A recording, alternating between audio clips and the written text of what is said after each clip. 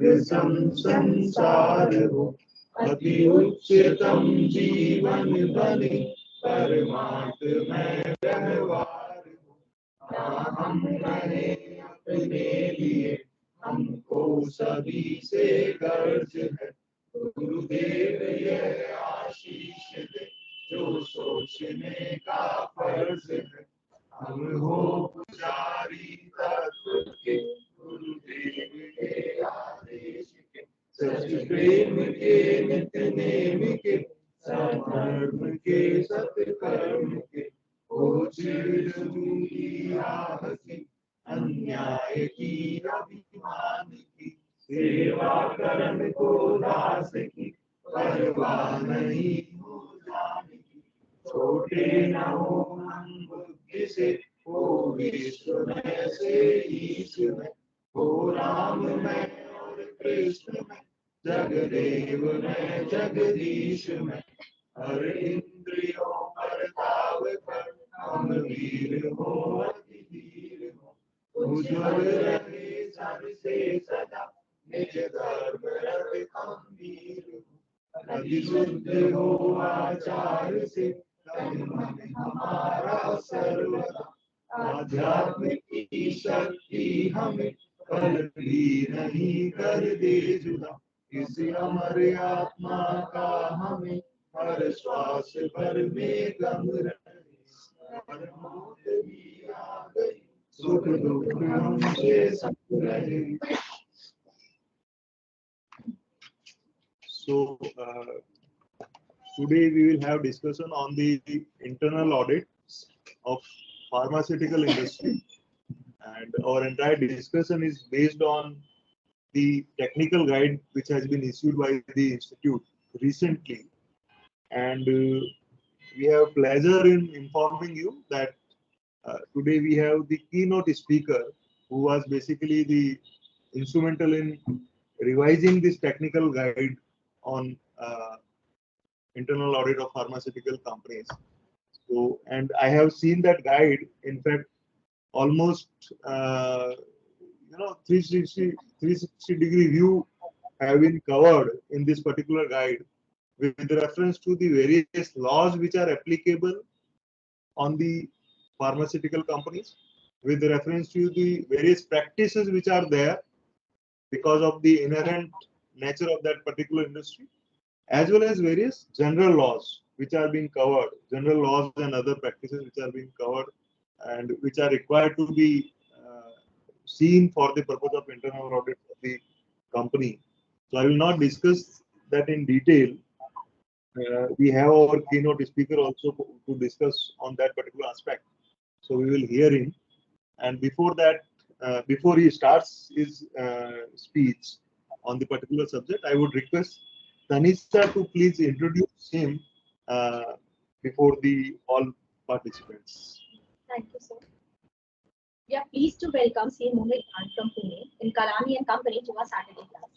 Mohit sir has a diploma in Information Systems and Audit, along with a certificate in FinTech by IIM Ahmedabad and a certificate in IFRS. He is the founder of Agarwal Dhani, Motwani and Company, ADM, a CA firm which was established in 2012, where he has been serving as a founding partner for 10 years. Mohit sir has also established TCC Consulting, focusing on outsourcing, advisory, and value-added services. Moreover, he has also founded Cash and Tap, a supply chain multi-funder financing platform company. He is currently involved in consulting, specializing in risk and assurance, and leading supply chain at Cash and Tap. Apart from this, Mohit sir has also co-authored the Technical Guide to Internal Audit of Pharmaceutical Industry, published by ICAI in 2023. Sir has contributed to an e-book by the Committee for Members in Practice of ICAI on Office Management Manual for Members in Practice. Mohit sir is also a faculty with the Board of Internal Audit and Management Accounting (ICAI) on the certification course on internal audit and has delivered various lectures on internal audits and risk organized by IASB ICAI and various branches across the country. So we are happy to have such an amazing personality among us, and we look forward to gain knowledge from you. So Thank over to you. you. Yes. Thank you. Thank you, sir. Thanks for arranging this and giving me opportunity to discuss with the youngsters. And this is what gives me energy. So I love to speak. So whenever the first, whenever the chartered accountants are cleared in Pune branch, so I'm always there if I'm in Pune to address them. So because what I feel is when I talk to them, I get the energy from them. And so great, nice meeting you all. Thanks to Bhupenji for arranging this session. So I think someone has shared the screen. If you can please stop the screen. So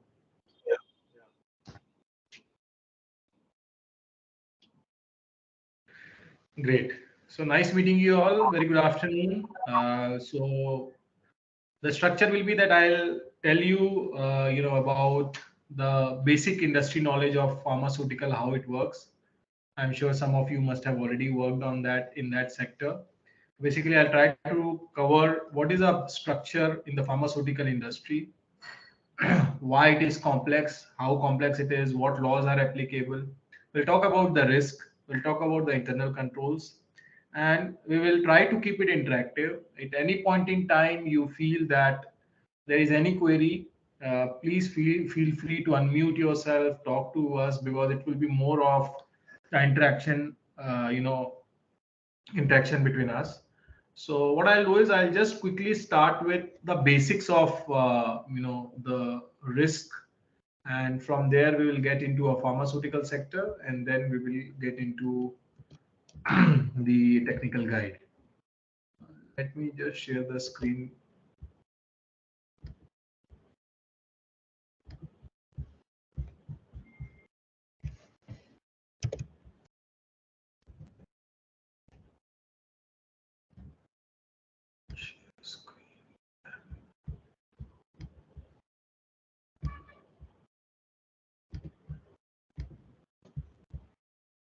Okay, can you please confirm if you can see my screen?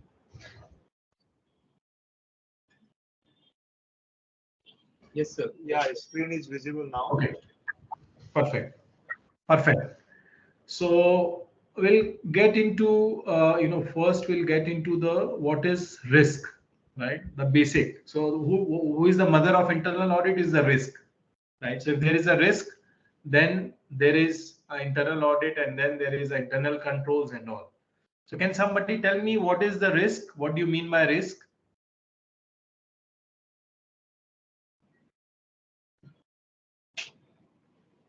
Risk Okay. is potential Yes. lackings in the process. Sorry. Lackings in the process where organization can be harmed or can have to incur loss. Yeah, good. So basically, if I redefine it in a simple language, yeah. So risk is something.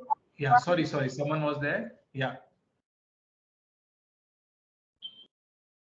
No, you can continue. Anyone Okay. was on?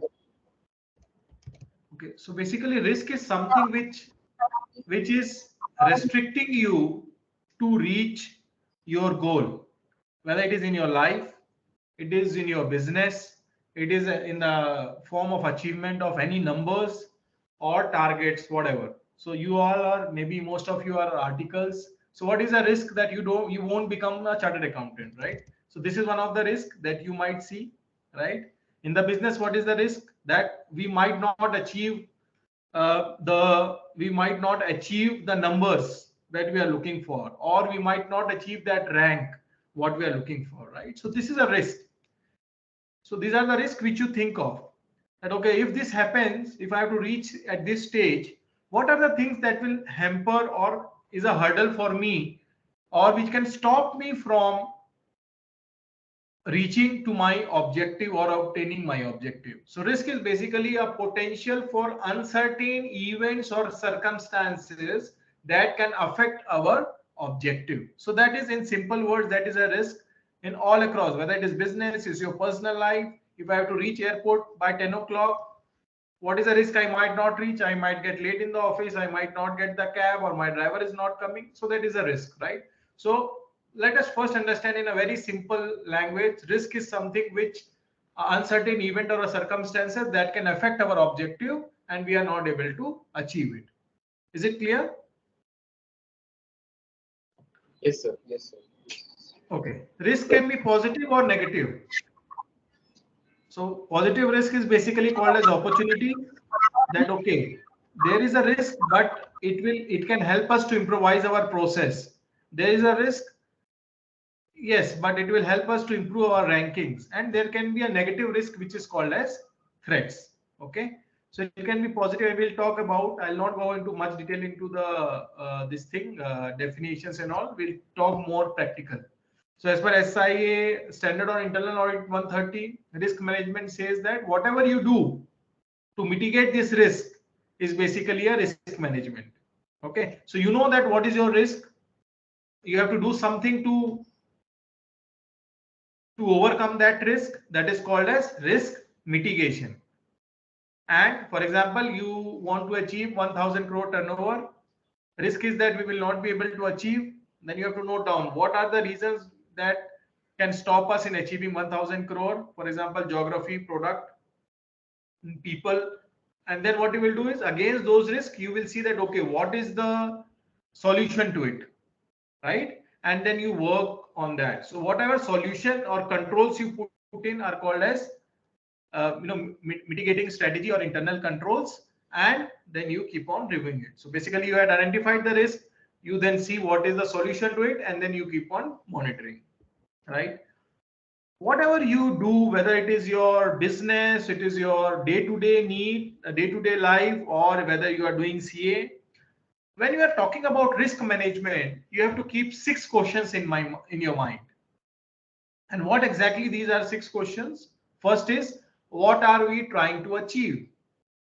So out of all this that we are trying to do, maybe from the business perspective, what are we trying to achieve? We are trying to, what are your goals? That is called as objective setting or understanding the scope.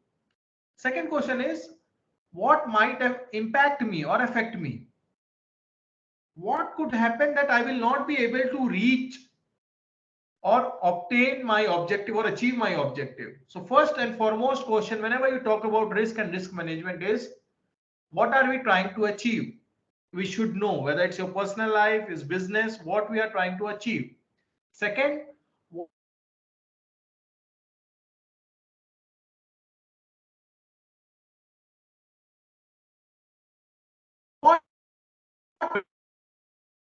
and I might not be able to achieve my goals, but okay, what are the most important out of it?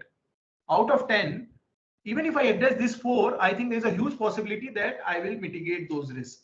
So first question is what I'm trying to achieve. Second is what is the what might be the effect of the same.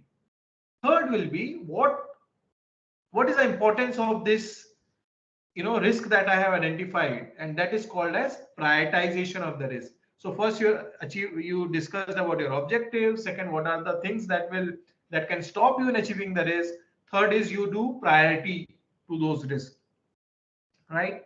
And fourth is, okay, now I know my objective, I know the risk, I know which are the higher risks. What should we do to mitigate the risk? And that is called as mitigation of the risk. Or avoid, you can avoid, reduce, transfer, accept. So these are the mitigation post mitigate techniques. And then once you have mitigated, then you have to audit and check whether, okay, for this risk, this was important, I put in this process or this solution, is it working? And then if it is working, you have to review on a periodic basis and see what has changed, whether the new risk has come in or my objective has changed. If anything has changed in, then you repeat the same process. So let it be your life, let it be your any solution problem to your day-to-day needs in relations, in business.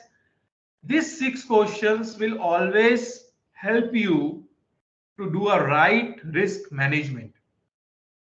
I'll just repeat for the sake of you get it better. First is what we are trying to achieve. Second is how it's going to affect me and what is going to impact or affect me.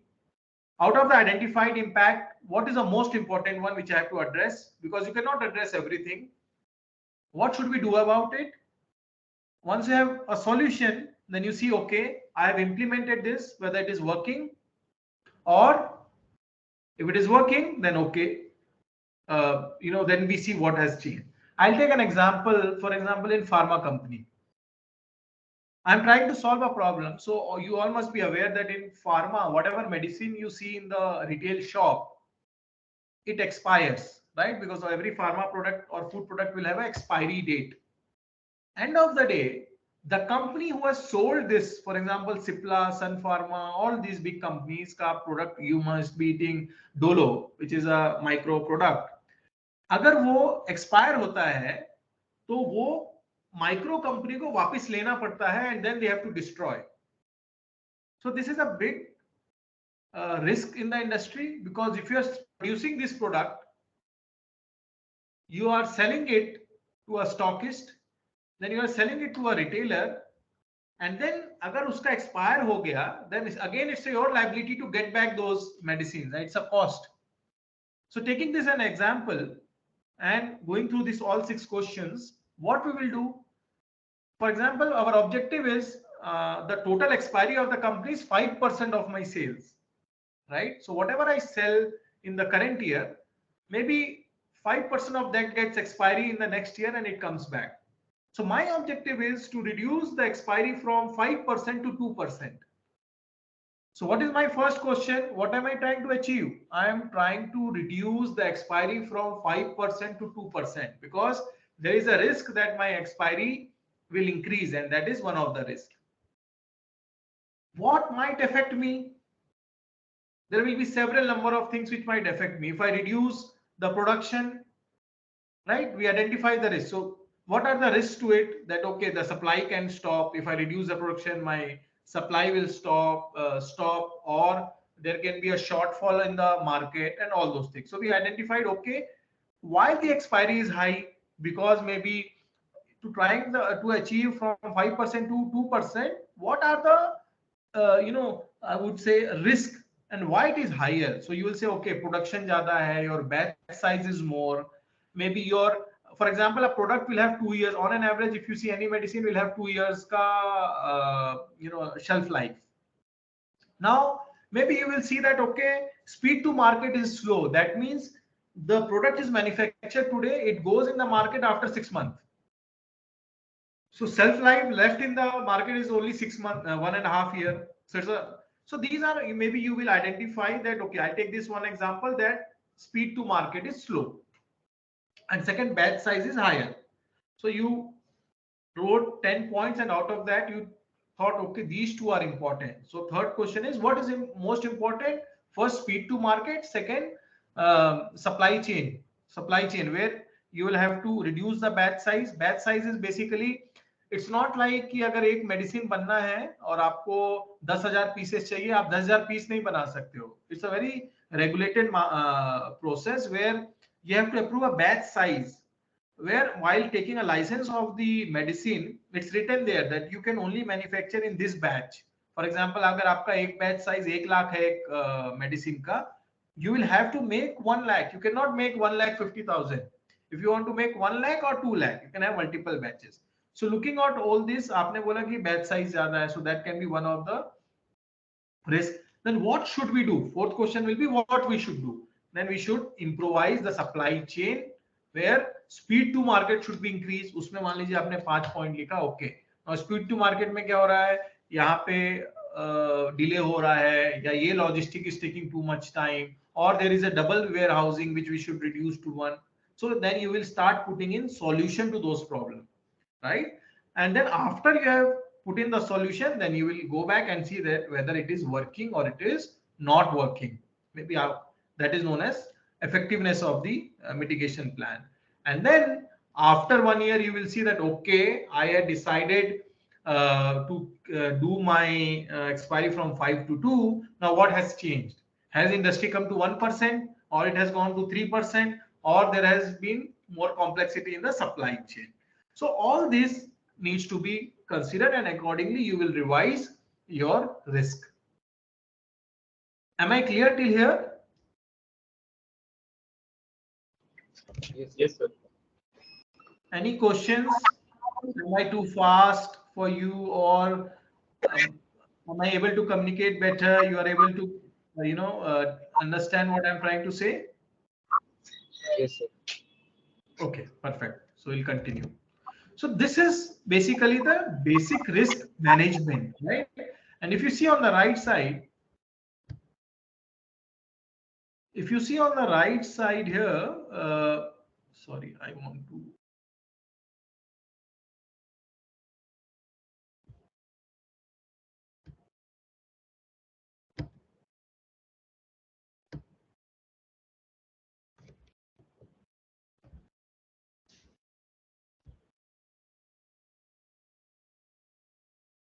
If you right side here, this is basically a, I would say a framework for the risk, the complete risk mitigation, which is establishing the context we discussed, risk identification, analysis, evaluation, treatment, right? So so that's what I told. Every risk scenario will be covered in these 6 questions. Okay. And what are the type of risk?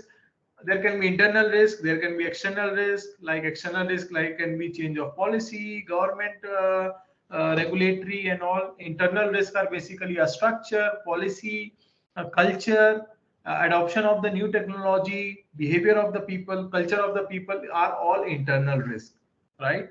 Then there are various categories of risk. There can be technical risk. In pharma company, what is technical risk? Product quality, approval of the product. All. Then what are the commercial risk? Pricing, right? So there are various kind of risk. There is no definition of the fixed kind of risk, but when you work out a risk, you work out whether it is technical, management, strategic, and what is a kind of a category of the risk you are working in, right? And it can Sir, be your whether the risk. Sorry. your screen is not moving. Okay. Stop sharing and reshare.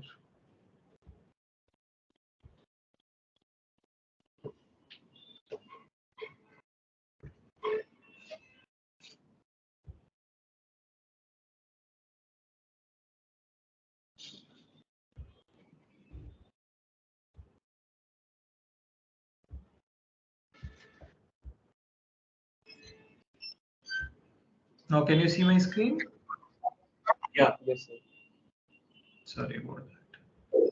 Okay, so these are the various. I will not get much deeper into it, but this is just for your understanding that okay, what are the internal risk, external risk, what are the risk categories? It can be technical, managerial. What is managerial risk? Basically, risk that our management will not be able to do it, right? Then there are risk type. The few risks are business as usual, which is basically, as I mentioned, expiry. So in the pharma sector, the expiry is one of the business risks that is there. DPCO, drug price control order, which means that life-saving drugs are controlled for the pricing by the government. So we know that okay, this if we have MRP of 100 rupees, government can make it 80 rupees. It can reduce the MRP of that product. So it is a business as usual. What are the type of risk? Other type of risk is not in ordinary course of business, like acquisition, major capex, and third is black swans. What are black swans? Which are not expected, which has a major impact, but are a major impact, but which are not expected in the regular course of business. And COVID is one of the best example, classic example of black swans. Okay, so this is because what I'm trying to set up a base here is internal audit. You will understand when you understand the risk. Why you are doing internal audit? We are doing an internal audit because there is some risk, right? Now, so these are the, this is just for a reference that there are multiple kind of risks. There can be geopolitical risk, there can be competition risk, there can be working capital risk, cyber security risk, but all risks are not applicable to everybody. Even in the same sector, the intensity of the risk can be different, right? Because आप लोग में भी किसी का account strong होगा तो किसी का एफएम स्ट्रांग होगा, किसी का ऑडिट स्ट्रांग होगा तो किसी का लॉ स्ट्रांग होगा, So maybe the objective is same, but the intensity of the risk of the different subject will be different. Same way it is for the companies as well. I'll skip ERM framework for now, and then maybe we'll, sorry, and I want to discuss more practical studies with you all. Okay. So this is basically I was talking about the risk. Now I'll give you a couple of examples how company thinks of risk mitigation in the practical sense. Okay. So GE, one of the world leader, they were the customer of Infosys, right? I'm talking about a decade back, approximately in 2010, and then GE decided to reduce the and the invoice process was outsourced to invoicing process was outsourced to Infosys. Now Infosys had almost 1/3 of the business used to come from GE, right? One fine day, GE told that okay, you have to reduce the price. G came to Infosys. They told, no, we can't afford you. Now you have to slash the prices by 1/3 or 1/4 or what 20%, 30%. Okay. And then what Infosys did? So this was a learning. So they told, okay, there is a risk that I am dependent on one customer, and that customer is now saying that okay, reduce the prices, right? So what should we do then? So that was a risk that it can happen again tomorrow. So they formed a policy that not more than 10% of the revenue will come from any one of the customers. So Infosys set up a strong management policy that only up to 10% of the revenue we can generate from one customer. Otherwise, if it is going beyond, we will not take that business. It's a very bold call, right? And as a result, you know that Infosys is one of the best leading company in India. So these are kind of risks which are thought of well before in advance, where the risk officers, internal auditors, etc. will work on this, and then they form a policy. Same way ITC, you all are aware about ITC. In fact, ITC. few days back, I attended one of the program where Mr. Narayan Murthy was the speaker, and Yes. he told this incident without naming the Oh. customer. He told this incident that this is how we have actually taken a bold decision regarding Yes. To get exit from that particular client, and then they have actually developed their overseas market thereafter. Right. Right. So these are few things. Why I'm trying to put in here is that it open up our mind right from the auditing or that core from the legal prospect that is important and that is required. But we have to think more from the business perspective also when we talk about internal audit, because internal audit is just not checking off the vouchers. It's more a thought process about business, about the risk that business can face in future, right? About what can go wrong. It's not about one payment can go wrong. That is fine. That's a part of internal control. At a large picture, we have to think as a chartered accountant, as a consultant to any company, that what exactly is happening all across the world, all across the region, and then coming to this company and what this company can face.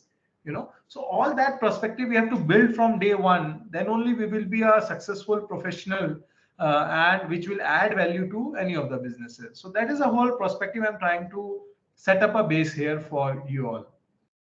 Then if you see ITC's diversification strategy in 2010, again, almost 13 years back, almost 80% of their revenue used to come from tobacco. And tobacco is a risky business. Any government can stop. The highest tax, import can stop, export can stop, consumption can stop in any country. And this was the risk which was assessed by ITC, and the diversification was done into fast FMCG, hotel, paper and packings, agri, and in IT technology, right? And that is how today if I'm not wrong, it's the tobacco business is 30% of the total business. So this is how the risks are identified on the long-term basis. The work is done on those lines, and the success will be achieved by the company. Again, the few risks a lot of us are hearing, and everyone is aware that climate change is one of the risks for any company. Let it be pharma company, FMCG, anybody. The change of climate, you will see that it's becoming more hotter, irregular rains, not in on time, all those things, right? So again, I am taken a case of ITC where they identified in 2010 that okay, by 2030 we want to achieve some targets. And this I'm showing one of the climate report, sustainability report issued by ITC, which shows, they see now what are the goals. We discussed about 6 questions, right? The goals were this: what we are trying to achieve: 50% of the total energy from renewable source, 100% of the purchased electricity requirement from renewable source. So these were the goals. What are the KPIs, how to achieve, and then targets, and they are monitoring on the daily basis, and maybe if there is any daily basis means periodic basis, and then they see that what changes has to be done. So this is how the whole risk framework works, and these are some global risk. When we talk about, see what generally how I see risk is basically when if I'm getting into any assignment, then what I see is, okay, what is a global risk? So there is a very good report issued every year by World Economic Forum on the global risk. Every year it comes, and they talk about what's happening on the globe. What are the risks, globally?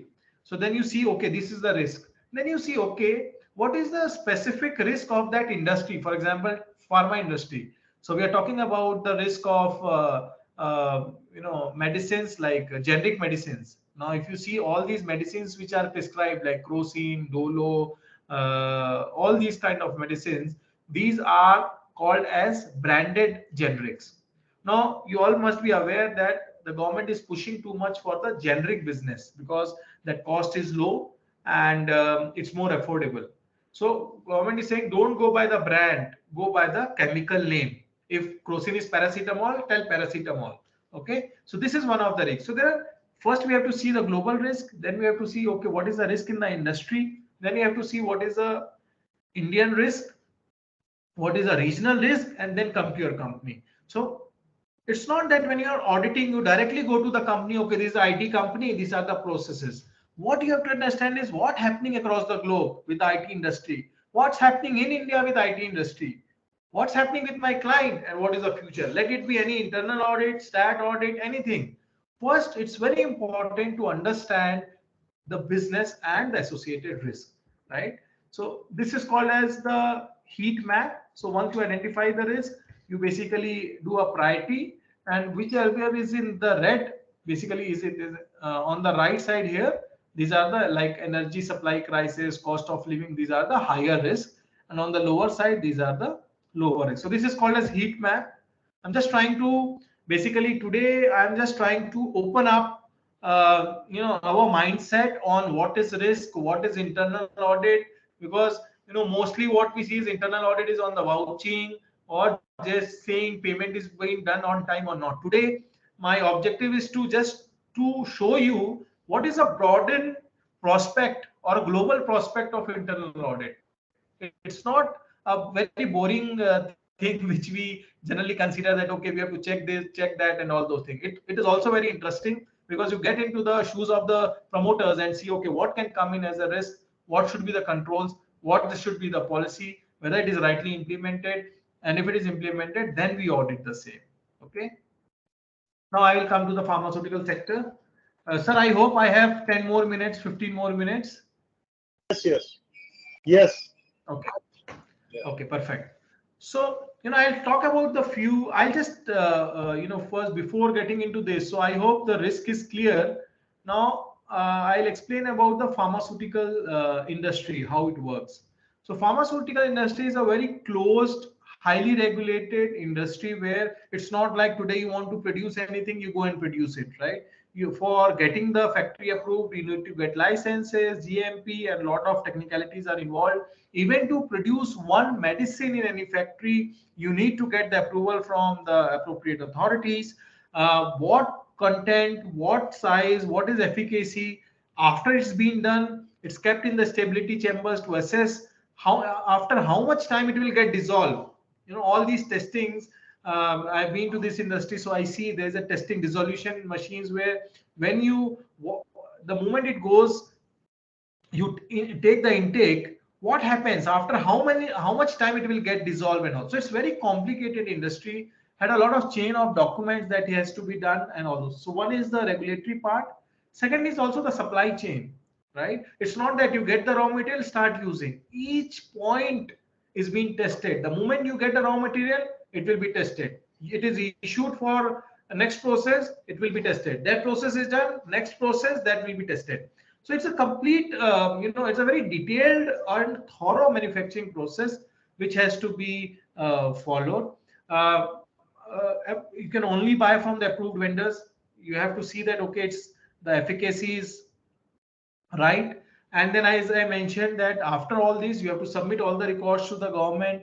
And so it's a very regulated this thing. And in my book also, which I have written with my partner and wife Komal, we both have written this, and which it talks about the complete processes that is being followed in the pharmaceutical sector, and with that, what are the controls that you should have. So some of the peculiar risk which we mentioned about pharmaceutical is regulatory. Anytime government can say, okay, you cannot make this product, or if you make this product, this will be the pricing, as I mentioned, DPCO, drug price control order, right? So whatever the life-saving drugs or regular drugs are there is a restriction on the price that you can have, right? So this is one of the risks. Then raw material waste, right? So raw material waste cannot be, there are a lot of classification under the waste also. There are hazardous material, there are non-hazardous material. Hazardous materials you cannot just throw outside. There is a process how you have to destroy that raw material which is hazardous, right? Even for the raw material which has expired, it's not that you can throw anywhere or you can dump it. There's various regulations. So as I mentioned, that each step in this whole pharmaceutical sector is basically very regulated, because it is related to the human being and it has a direct impact, and also it has an impact on the environment, because for example, it is any drug which can have adverse reaction on any person. If you throw it outside, any animal can consume it, or it can be harmful for the this thing. So each and every process has to be thoroughly understood before you can get into the audit.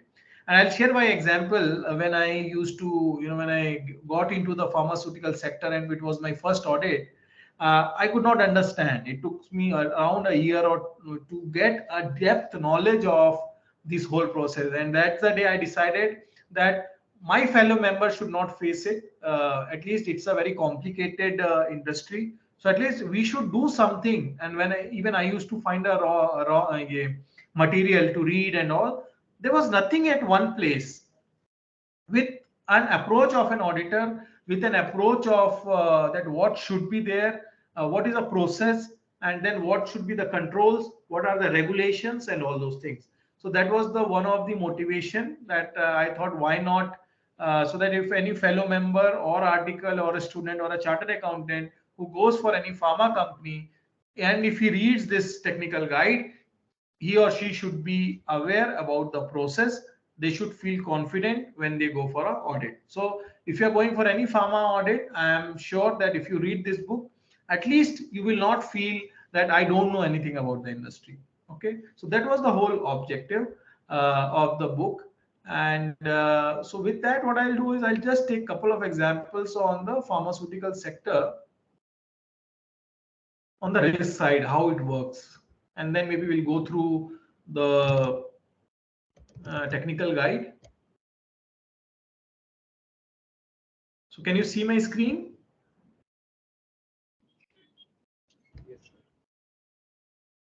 Yes. Okay. So what are the, see, every industry has a different kind of risk, different type of opportunity. So pharma company has peculiar this kind of risk. First is product safety, quality, and efficacy. So what are the risks? That product might fail, it might not have efficacy. Efficacy means हम बोलते हैं दवाई असर नहीं कर रही है, that it does not have that impact for which it is made, right? So it does not have that efficacy.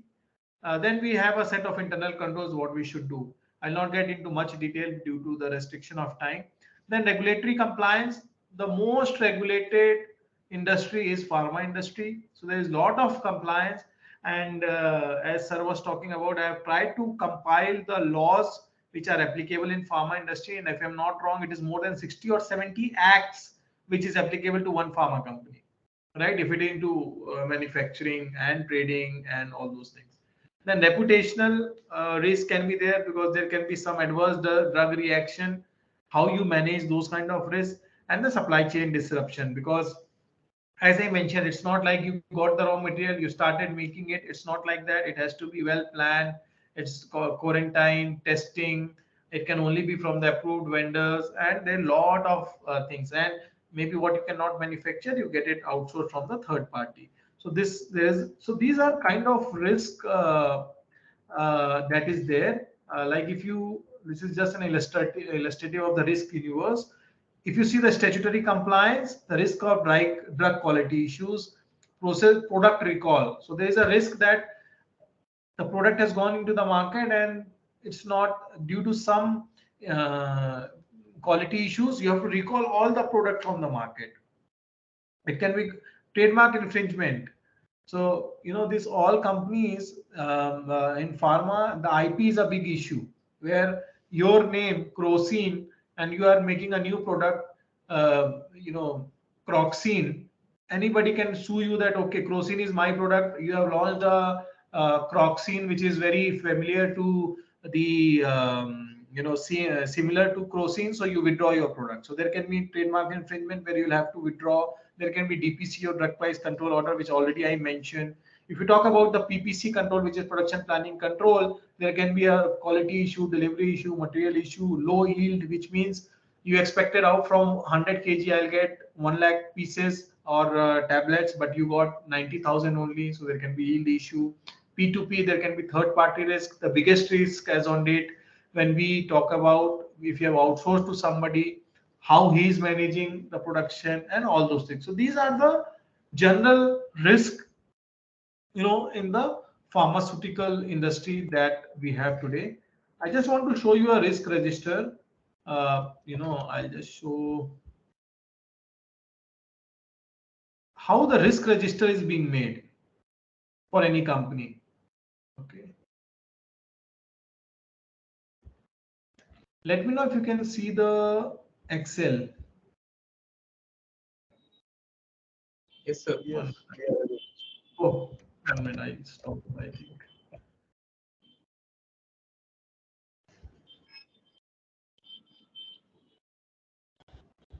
So this is something which will just give you a perspective that how the work is done on the ground.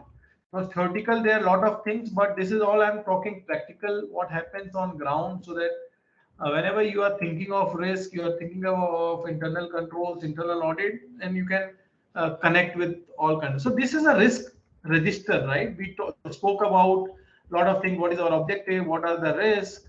And this is how the risk is identified. That okay, any company has what kind of risk. For example, supply chain outsourcing to third party. This is what is a one risk. Okay, what is risk identification? What is its domain? What is its function? What is risk description?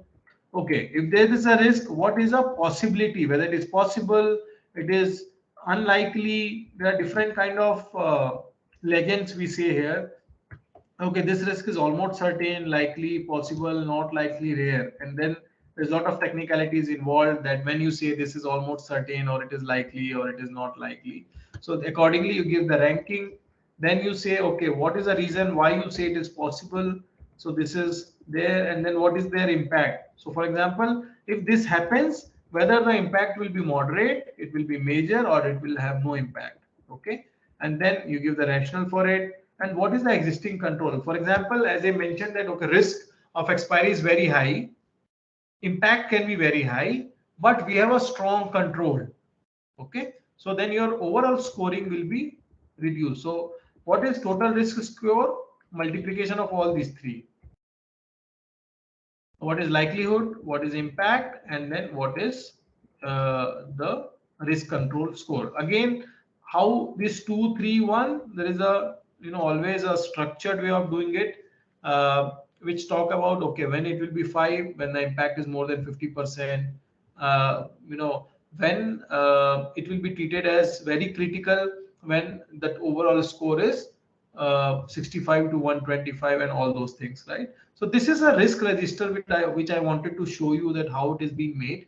And based on this risk register and basically this scoring, which is there, yellow, orange, red, basically the heat map is made.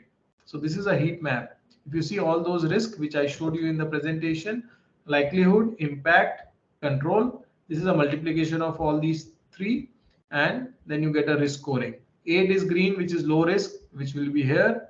If you see orange, 60, which is the highest risk, mental health, so it will come here, right? So this is basically a risk register, risk universe, or a heat map that we talk about the risk. And once the risk is identified, then you put in a controls for the risk that you have, and then you do the audit accordingly.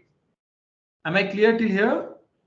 I know it's little fast in the interest of time, but I'm just trying to cover and showcase that what internal audit or risk you see on day-to-day basis, or you think is much more. So you have to, I'm just trying to build a perspective that there is much more to learn to do in the audits when you're going. Don't restrict yourself only to the audit, vouching, GST, income tax, TDS, though it is important, but these kind of things also you have to understand from the business point of view. Now I'll take a minute, just a last thing from my side to show you the what is covered in the book.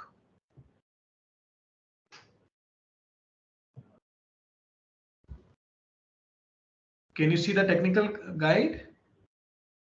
Yes, sir. Yes, yes. Okay, perfect. So this was a technical guide on internal audit of pharmaceutical sector. Last it was updated in 2013, and after 10 years it got updated in 2023. Maybe it was in my destiny to do this. So I got a call from Rajendra ji, the head of IASB, and Nanda Saab, and then we discussed. He told, okay, please proceed and do it. I updated this book. So if you see, this was last updated 2013 and then 2023 after 10 years. So this has been updated by me and my wife. She's also an expert in internal audit and she's also a partner with the firm. So I'm just trying to show what it is covered, what this whole technical guides is all about. What we have done is overall, we have given a scenario of the industry, like what exactly industry is about, how big is the industry, what is the export, import, what are the ecosystem. Then we say, okay, what are the supply side key drivers, economic key drivers, because this is one of the fastest growing and industry in India.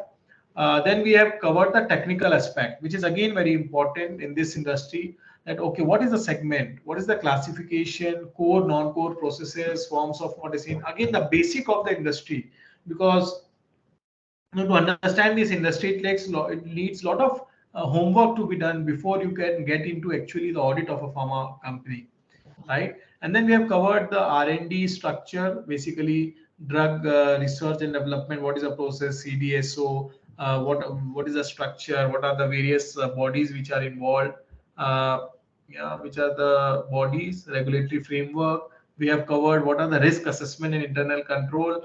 What do you mean by risk assessment? What are the risks? What do you mean by ICQ? Right? ICQ in the pharmaceutical industry. So till here, if you see 75 pages are all about the basic understanding of the ecosystem industry.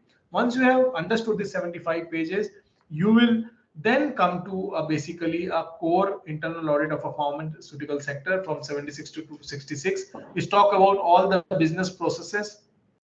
It talks about the audit checklist, RCMs. Even you can find the risk control metrics here, which I have given a format.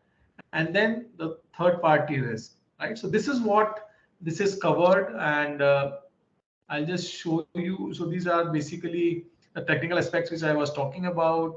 Then pharmaceutical industry, there is acute pharmaceutical, sorry, acute and chronic. Acute is basically, you know, the medicine which is prescribed for 7 days, 10 days. Chronic is like sugar, BP, which is lifetime or more than a year at least. All those small things. What is R&D? How it is being developed? What is pharmacovigilance? What are the core business processes? What are the type of medicines? Research, how research and development is done in India? What is the regulatory requirement to register any product? Who are the bodies in India? ICMR, Indian Council of Medical Research, all those things, what they do, right? Under which ministry this all agencies come in, you know, what is their role, what is the existing. So if you see this is, you know, by looking at it, you will see that it is so complicated. But yes, there are different department, different ministry who approves. Then these are the laws applicable, right? So central, at a central level, these are the laws which might be applicable to any pharma company. So if you see, it is almost 37, and then it is at the state level. So these are the laws. It also tells about what is applicability, when it will be applicable. Then talks about risk assessment, which we already discussed, internal controls. So against each risk, what is the internal control? No, so it basically covers all this, and then we. So this is a process, you know, which I think is a highlight, which I could not find in my previous learnings. So I thought I'll put in here. For example, production planning control. So the thing here is that how it works in the pharma sector, right? So this is a process. This is a sub process. So there will be a production planning requirement plan. How it is being done? There is sales forecasting is done. Then their decision is being made whether it will be manufactured in-house, outside, PO is raised. So this is a whole process.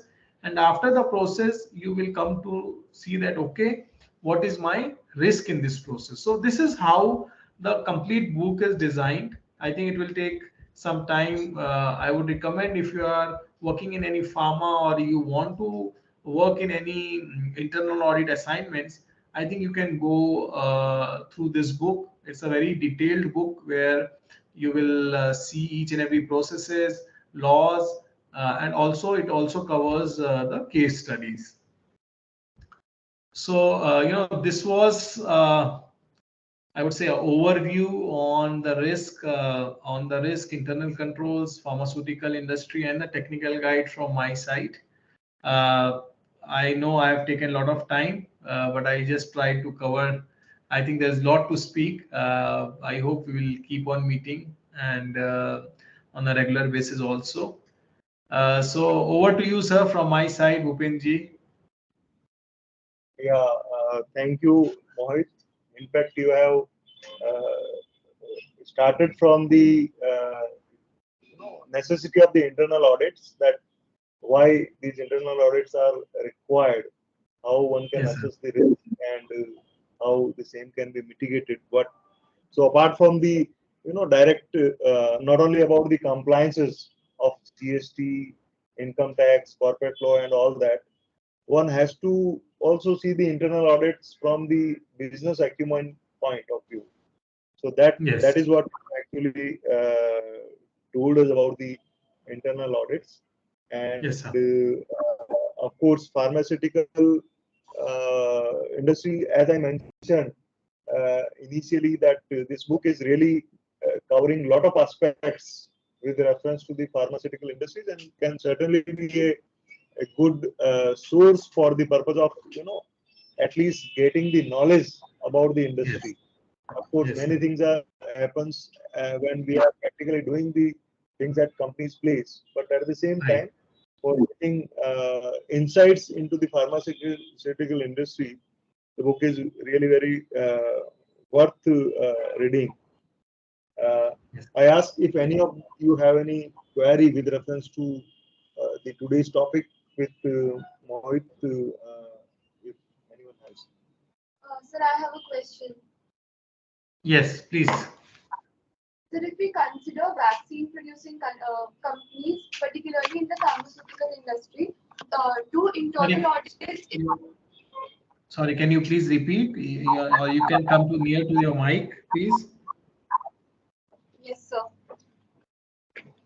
Sir, if we talk about vaccine producing companies in particular in the industry, Are the internal audits performed there more detailed and more particular, since the risk is a lot more complex in these preventive medicine producing companies? 100%, 100%. If you see that, again, it depends whether they are manufacturing for Africa, they're manufacturing for India, they're manufacturing for Europe market, they're manufacturing for US market. If FDA is involved, GMP is involved.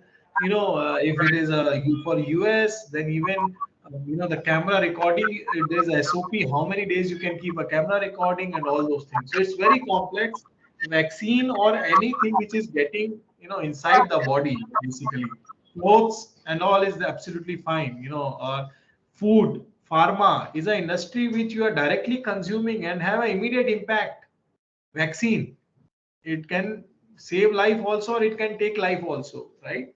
So yes, it's very complex and very detailed internal audit. In fact, it's a regular audit. It's not only about see, I'll tell you, as an internal auditor, I spend only 15% of my time in finance, and that too also I'm not much bothered. Not even 15%, I would say. In the whole year, if I'm spending 200 hours or 300 hours in any project, I will not assign more than 20 hours in finance, because I know that statutory auditor, GST, and all those things. But if you talk about the vaccine, I'll spend more time in manufacturing.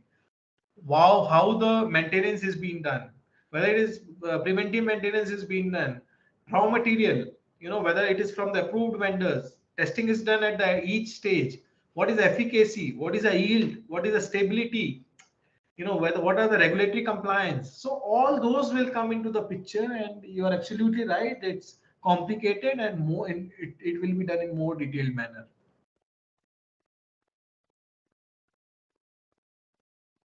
Thank Yeah. you, sir. So thank you, Mohit, for being with us. Thank you, sir. In fact, yeah, it was knowledge enriching session for all of us, and we shall sometime again bother you for the purpose of Anytime, sir. these webinars. Sure. Yeah. So if you wish, you can stay for the webinar as per your convenience. Sure. Yeah, and so now I invite our speakers to please carry on Thank with you. their presentations. Yeah. Thank you so much. Thank you. Yes, you can continue.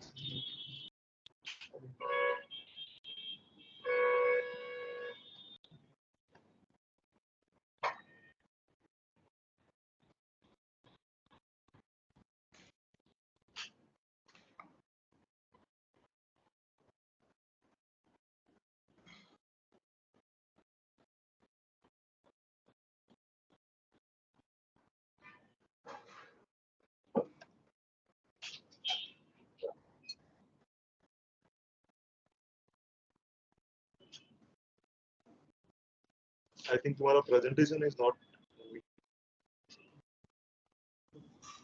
इस पे नहीं आ रहा है screen पे.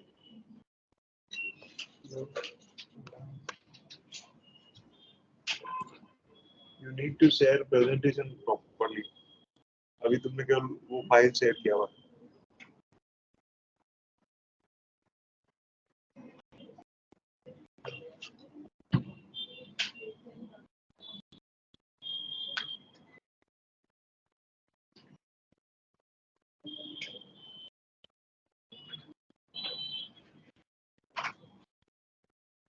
Yes, now it is there.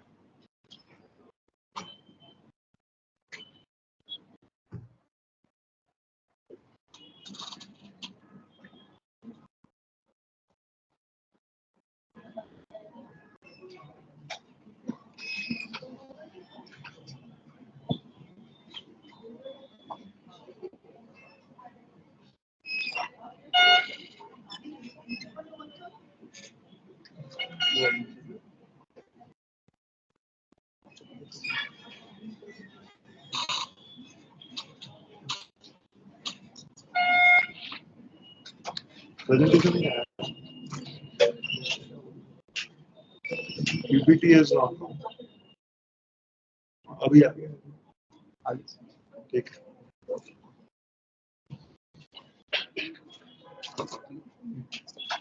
So first we will start this topic by getting information about the history of pharmaceutical industry, and then we will discuss about current scenario, the key drivers of the industry, and regulatory bodies.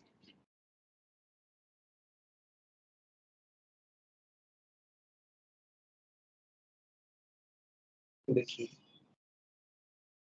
If we talk about the history of the industry, since independence, the timeline can be divided into 4 stages. First, the period before 1970s. This period was dominated by foreign companies, as all of the in pharmaceutical industry, all companies were from outside India. In the second stage, 1970 to 90, at that point of time, several domestic companies also started their operations. Still at that time, the patents were held by foreign companies only. If we talk about the third stage, from 1990 to 2010, at this point of time, economic reforms were also introduced, due to which Indian companies launched their operations in foreign countries as well. After 2010, Indian companies started moving rapidly into their own research and development. So basically, if we see the overall scenario, after 2010, you can see that before the era of 2010, we were more dependent on the foreign companies. Either only the foreign companies were the producers, or we were having the collaboration with those companies. But later on, for any of the pharmaceutical industry, what is important is research and development. That is very, very important aspect. और जिस company का research and development इस particular industry में better है और वो उस पर ज्यादा एक्सपेंडिचर कर रही है और ज्यादा उसके रिजल्ट्स आ रहे हैं, तो probably that company grow more as compare to the other companies, क्योंकि वो अपना खुद का प्रोडक्ट्स मार्केट में लेकर के आती है. और फिर जैसा कि अभी मोहित was telling about that there are a lot of regulations and parameters for the pharmaceutical industries.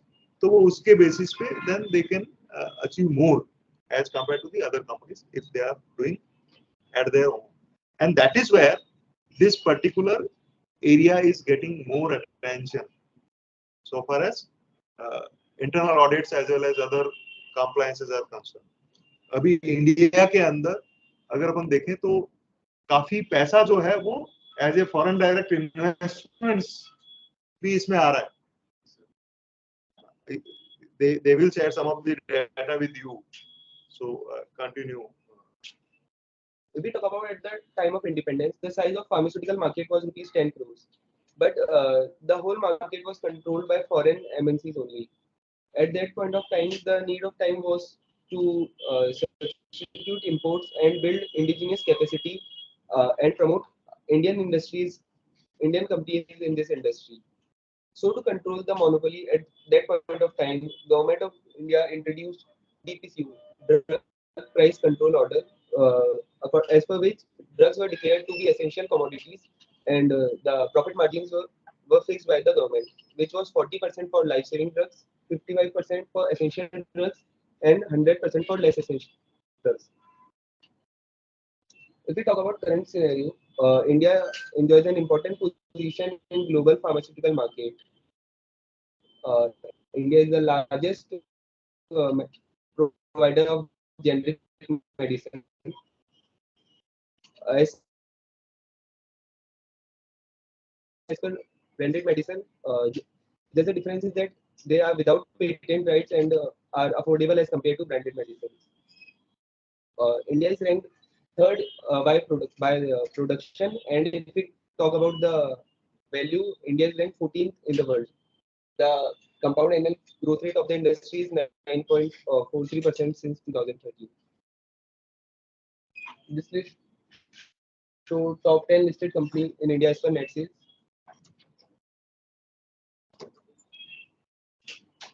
As I was discussing key drivers of this industry, India is one of the leading pharma producers. It is expected that by 2030, the size of the market will be $130 billion. If we talk about export, India is the world's largest exporter of generic drugs, and it accounts for 20% of global demand.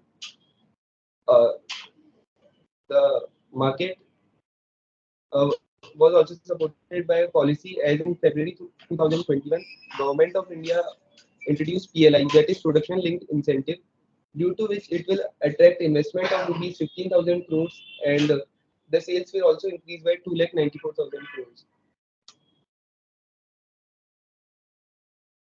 One of the key drivers is OTC drugs. Over-the-counter drugs refer to the drugs or the medicine which are sold without prescription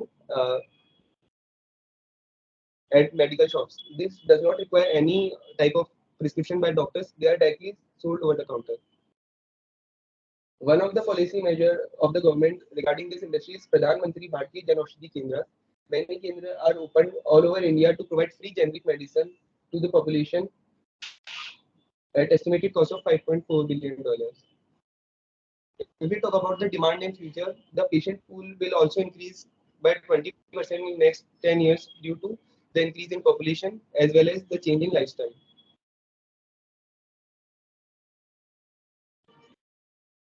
Now, the technical aspects of the industry. The healthcare market functions through these 6 segments. Firstly, hospitals, which include both private and government hospitals. Secondly, the pharmaceuticals, which are engaged in manufacturing, processing and extraction of various types of medicines and drugs. Thirdly, diagnostic center.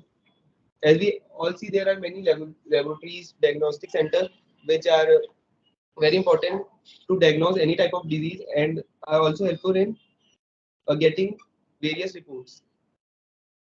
Fourthly, the medical equipment and supplies. It includes and various other medical equipment, starting from BP testing machine, blood testing machine, etc. Medical insurance is also a growing field in this healthcare market. It includes both health insurance and medical reimbursement facility. Telemedicine has enormous potential to meet the demands of where healthcare delivery is not possible in remote and rural areas.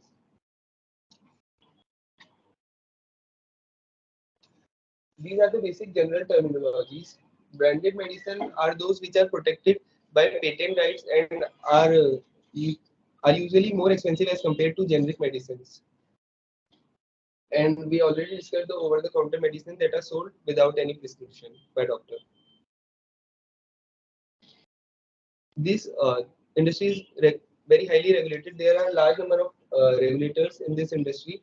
One of the important regulators is Central Drug Standard Control Organization. The function of this organization is to approve the drugs and to coordinate the activities of various state control departments related to drugs.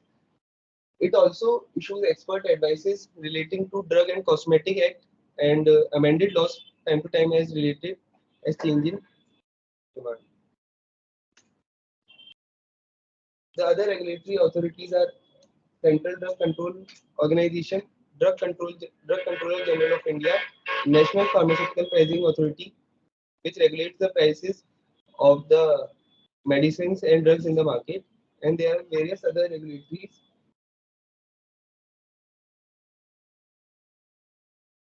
Now we'll talk about risk assessment and internal control. There are various types of risk in pharmaceutical market, starting from product safety, quality, efficacy, regulatory compliances, and reputational risk, supply chain, etc. For example, we start with the basic risk that the quality of the product is very important in pharmaceutical market, as if the quality is compromised, it can lead to serious health issues. Now the control regarding this risk can be that there should be an efficient quality management system which shall include product testing, quality assurance, and this system should not only be developed but reviewed from time to time. As discussed, there are a large number of regulatory compliances. Failure to comply with any of the regulations can lead to large number of fines and as well as reputational risk. To control this, there should be written policy and procedure regarding every type of regulation so that all the regulation should be followed, and the pharmaceutical companies are stayed up to date with any change in the regulation. Another risk can be reputational risk arising from product recall or failure to meet customers' expectation. To mitigate this risk, the internal control can be to manage reputation by handling any type of complaint or any change in the regulation through social media or other channels to identify any type of risk. Supply chain. Supply chain is very important in pharmaceutical market, as to meet the demand, pharmaceutical company need to uh, have enough number of clearing agents, stockists, and retailers. नहीं, अब आप एक बार पीछे आओ वापस. अभी जैसे एक एक बात करें अपन, है ना? जैसे अपन ने बात करी product safety, quality, what does you think क्या यार ये रिस्क हो सकती है? कोई बता सकता है? Sir, I think efficacy is a major risk because if the medicine is not efficient और उससे benefit नहीं हो पा रहा, जो भी जिसको भी problem है immediately, that can be a major risk for the organization क्योंकि फिर उनका product value ही नहीं रखता market. प्रोडक्ट वैल्यू नहीं रखता. और अभी है ना, yes. अभी इसके बाद इन्होंने कहा कि रेपुटेशन रिस्क, तो वो अभी कई बार अपन किसी पर्टिकुलर कंपनी के बारे में, जैसे आप कोई मान लो कोई प्रोडक्ट खरीद रहे हो, वो प्रोडक्ट आपको ठीक नहीं लगा, तो many times you give the review, है ना, कि साहब ये देखिए. तो अभी मान लो आपने कहा कि साहब ये दवाई ली और इसका मेरे को कोई असर नहीं हुआ, या साइड इफेक्ट हो गया, या कुछ और प्रॉब्लम हो गया, तो है ना, तो समटाइम्स सम कंज्यूमर में right it on the social media और समवेयर एल्स, और कभी कभी वो बड़ा बखेड़ा क्रिएट हो जाता है उसका. तो that is again A reputational risk. तो ऐसा कोई चीज अगर हो जाए तो उसको कैसे हैंडल करना है, ये होना चाहिए ऑर्गेनाइजेशन के अंदर. इस तरीके का कोई कंट्रोल होना चाहिए. सो ये एक एक चीज, रेगुलेटरी कंप्लायंसेस. तो अभी बहुत सारे, जैसे मान लो कोई इस तरीके का मेडिसिन है जिसका ऑलरेडी कोई पेटेंट हो चुका है, तो आप जब कोई चीज बना रहे हो तो आपको ये भी ध्यान रखना है कि कहीं ऐसा तो नहीं है कि कोई ऑलरेडी वो चीज बना रहा है, उसके पास में पेटेंट है या कोई और उसके पास में राइट्स हैं और आप उसी चीज को बना रहे हो. तो regulatory compliances are required. Similarly, lot of approvals are required for manufacturing the drugs. तो क्या वो सारी अप्रूवल्स लेके आप कर रहे हो काम या नहीं लेके कर रहे हो? उन सारी अप्रूवल्स का रिन्यूअल्स टाइम से हो रहा है या नहीं हो रहा है? So very specific industry the pharmaceutical industry is. ये सब आपको सोचना होता है. इनफैक्ट आगे अगर आप चलो तो क्या आएगा? Supply chain. तो अभी सप्लाई चेन में भी, क्योंकि एक डिफरेंट टाइप ऑफ प्रोडक्ट है, ये सिंपल कुछ चेयर्स एंड टेबल्स नहीं है, या ये सिंपल कोई ऐसा प्रोडक्ट नहीं है कि किसी भी तरीके के व्हीकल में चला जाएगा, है ना.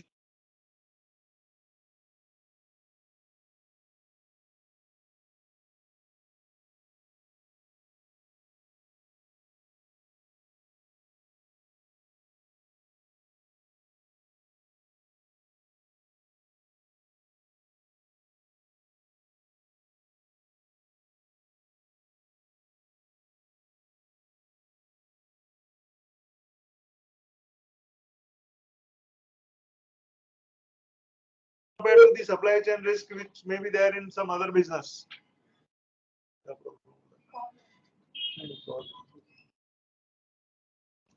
So that is what one need to actually see while analyzing the risk which are there in the pharmaceutical business.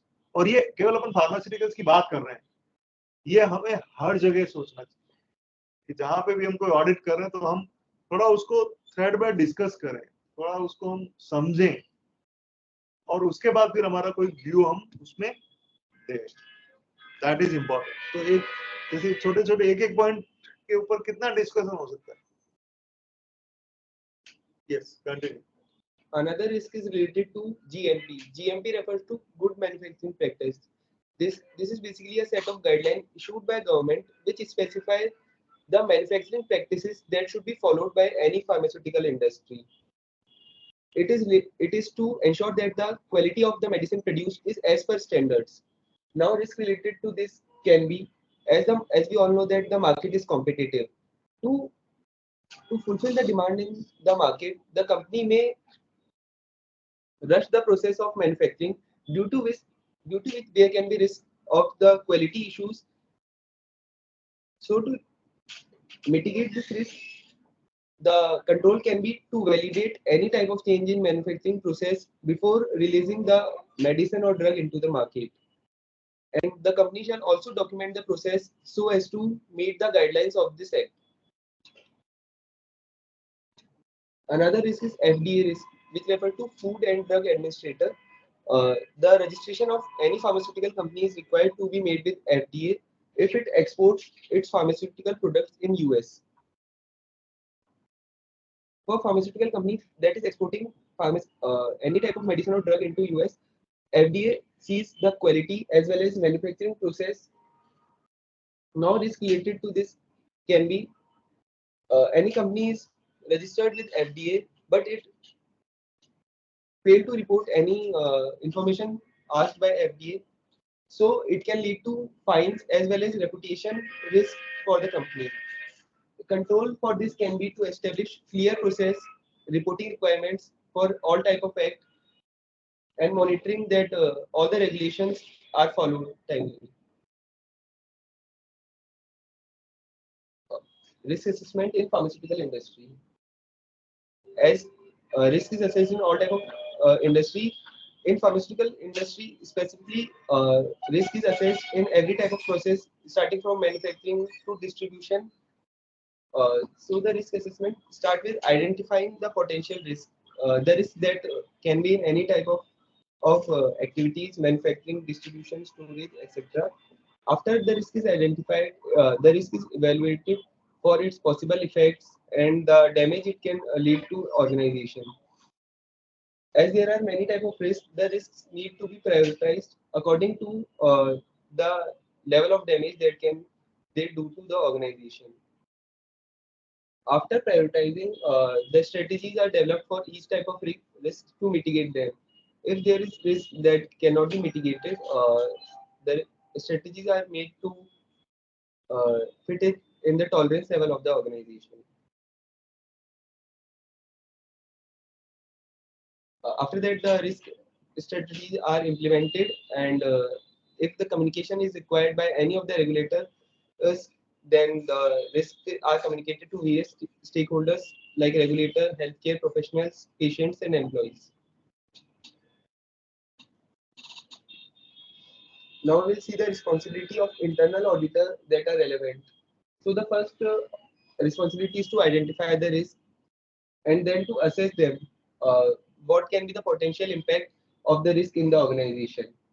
After assessing, the auditor shall respond to the risk by either mitigating them or reducing them to the tolerance level of the organization.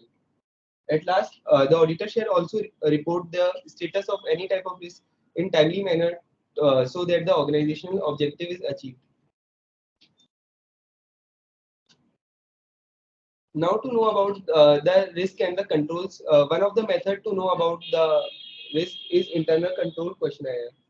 In this, the auditor makes a list of questions and circulates it to the management that is relevant for any type of activity. The internal control questionnaire is filled by the management, and as per the answers, the auditor identify any type of weakness or gap in the system, and by the help of this, he makes audit plan and program.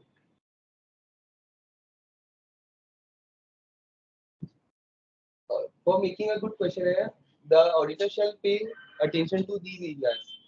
For example, there are large number of regulations in pharmaceutical industry, so he should include questions related to regulatory compliance, quality management, drug safety, data integrity.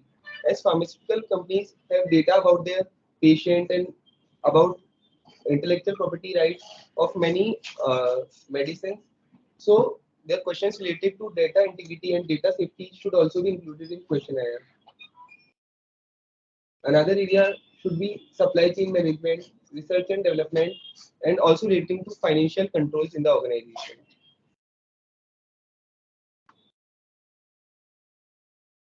For successful implementation of the internal control questionnaire, the auditor shall be independent and objective. He shall stay updated with any change in regulation and industry standard. The questionnaire that he has made shall be made with the collaboration of the management. So the questionnaire is as per the requirement of the organization's need and risk. Internal audit function is a value-added function that contribute to organization success. So the quality of internal control questionnaire should be based on to provide value to the organization.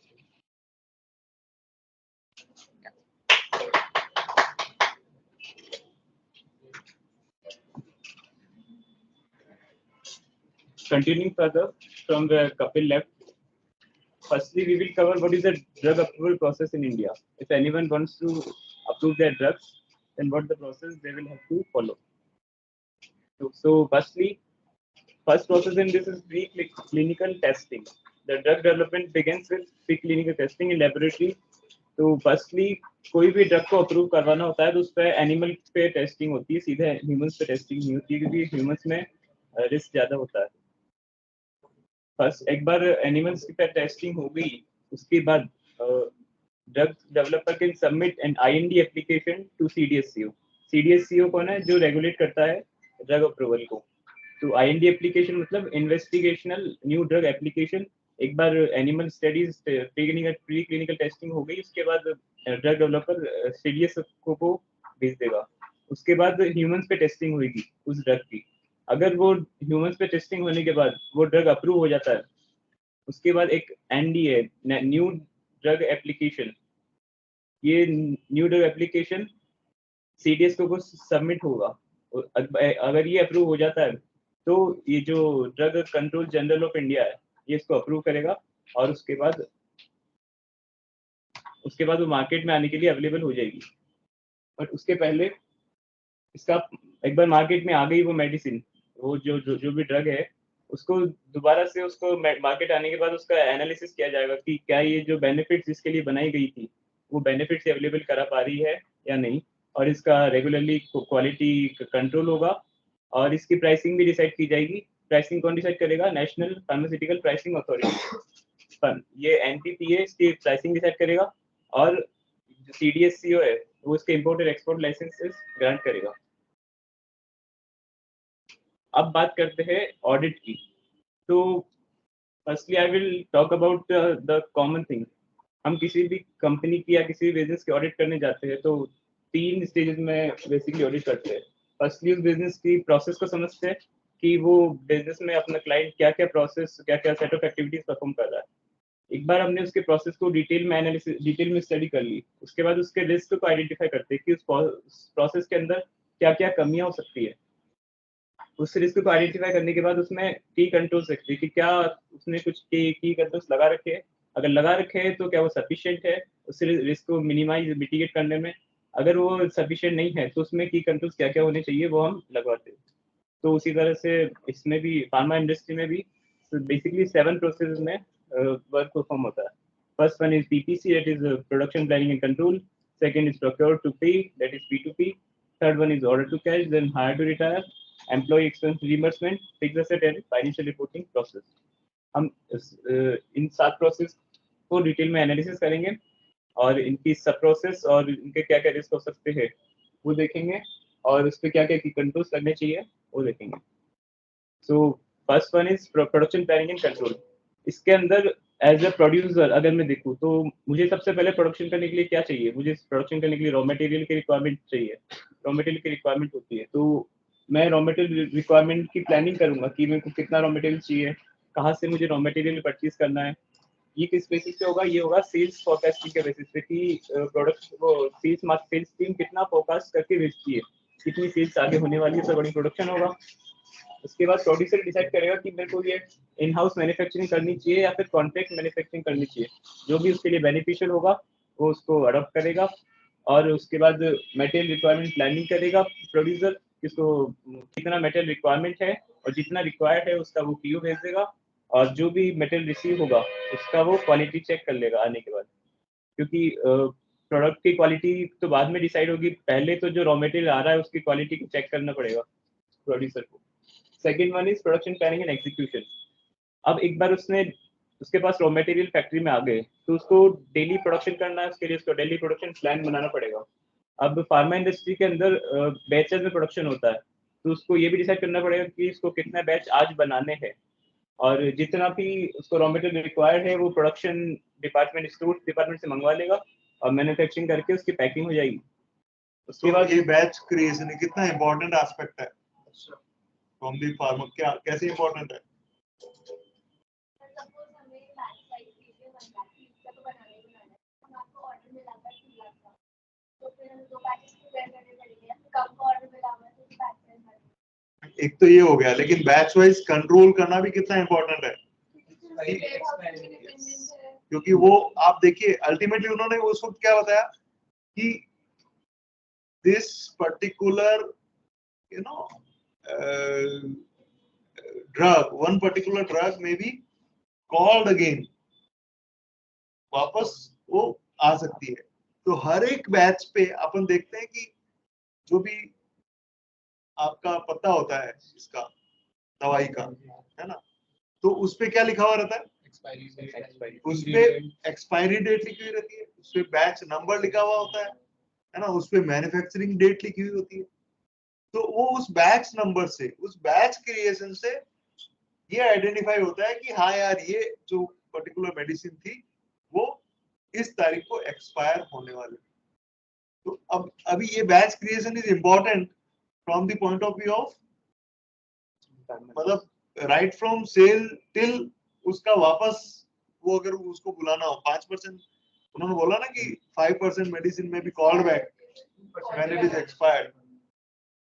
तो कुछ medicine जो है वो according to the this drug laws can be have to be called back.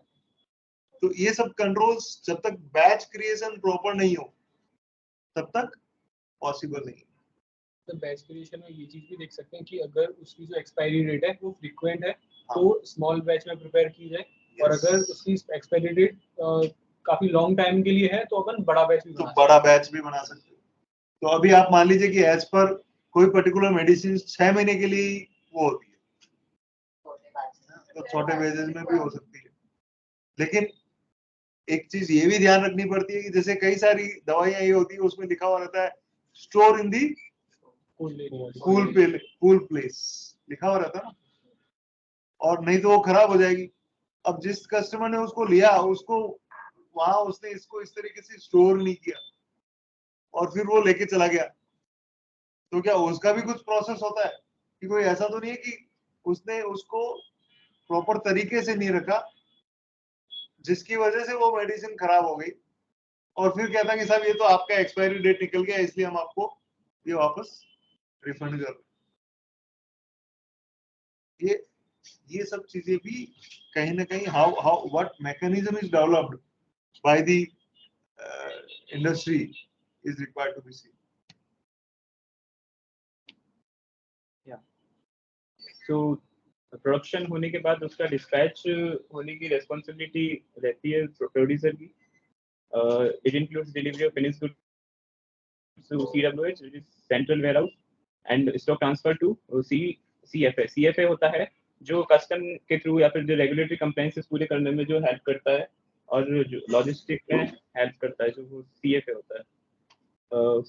miscellaneous includes material returns, scrap sales and plant and machinery maintenance. Now we will cover what are the potential risk in PPC process. So first risk is incorrect demand forecasting. Producer ने गलत demand forecast कर ली, इसकी वजह से क्या consequences हो सकते हैं? एक तो या तो ओवर प्रोडक्शन हो सकता है, अगर ओवर प्रोडक्शन हो गया तो एक्सेस इन्वेंट्री इसके पास पड़ी रहेगी, और अगर अंडर प्रोडक्शन हो गया तो स्टॉक आउट हो जाएगा। तो ये रिस्क एक मेजर रिस्क है जो फार्मा इंडस्ट्री के अंदर हो सकता है। Second risk is material planning ineffective हो, कि इसको जितना रॉ मटेरियल चाहिए उतना रॉ मटेरियल उसने परचेज नहीं किया, इसकी वजह से भी प्रोडक्शन में डिले हो सकता है, डिसरप्शन हो सकता है। Third one is process monitoring नहीं होती हो, जो भी वो प्रोडक्शन हो रहा है उस प्रोडक्शन के बीच में उसकी क्वालिटी चेक होनी चाहिए। अगर क्वालिटी चेक नहीं होंगे तो वो जैसे अभी बताया था कि मेडिसिन प्रॉपर बनेगी नहीं तो उनका रिजल्ट सामने नहीं आ पाएगा। Fourth one is cost overrun risk, जो प्रोड्यूसर को रॉ मटेरियल के रिस्क पर भी कंट्रोल, रॉ मटेरियल के प्राइसेस पर भी कंट्रोल रखना पड़ेगा। अगर वो कंट्रोल नहीं रखेगा तो उसकी कॉस्ट इंक्रीज हो जाएगी और अल्टीमेटली ऑर्गेनाइजेशन को लॉस सफर करना पड़ेगा। Fifth one is expiry of raw material, raw material को एक्सपायर करने के पहले ही प्रोडक्शन हो जाए उसका, ये भी इंश्योर करना प्रोड्यूसर का ही काम है।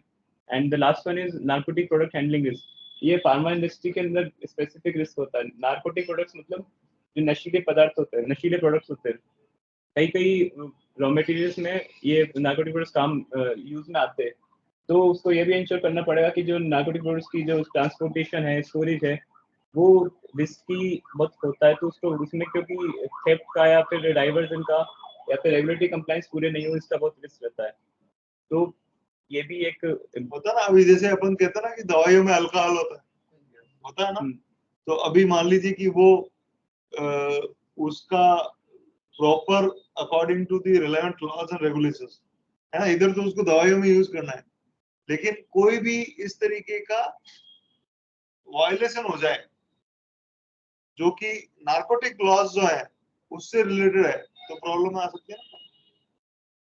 So they need to also ensure कि जो दूसरे लॉज हैं ड्रग पे लग रहे हैं वो तो ठीक है, लेकिन जो नार्कोटिक्स से रिलेटेड है वो भी लॉज की compliances with reference to those specific products, those specific raw materials है या नहीं, तो ये एक रिस्क हो गया। So earlier we studied what are the risk and key controls in the whole of the pharma industry.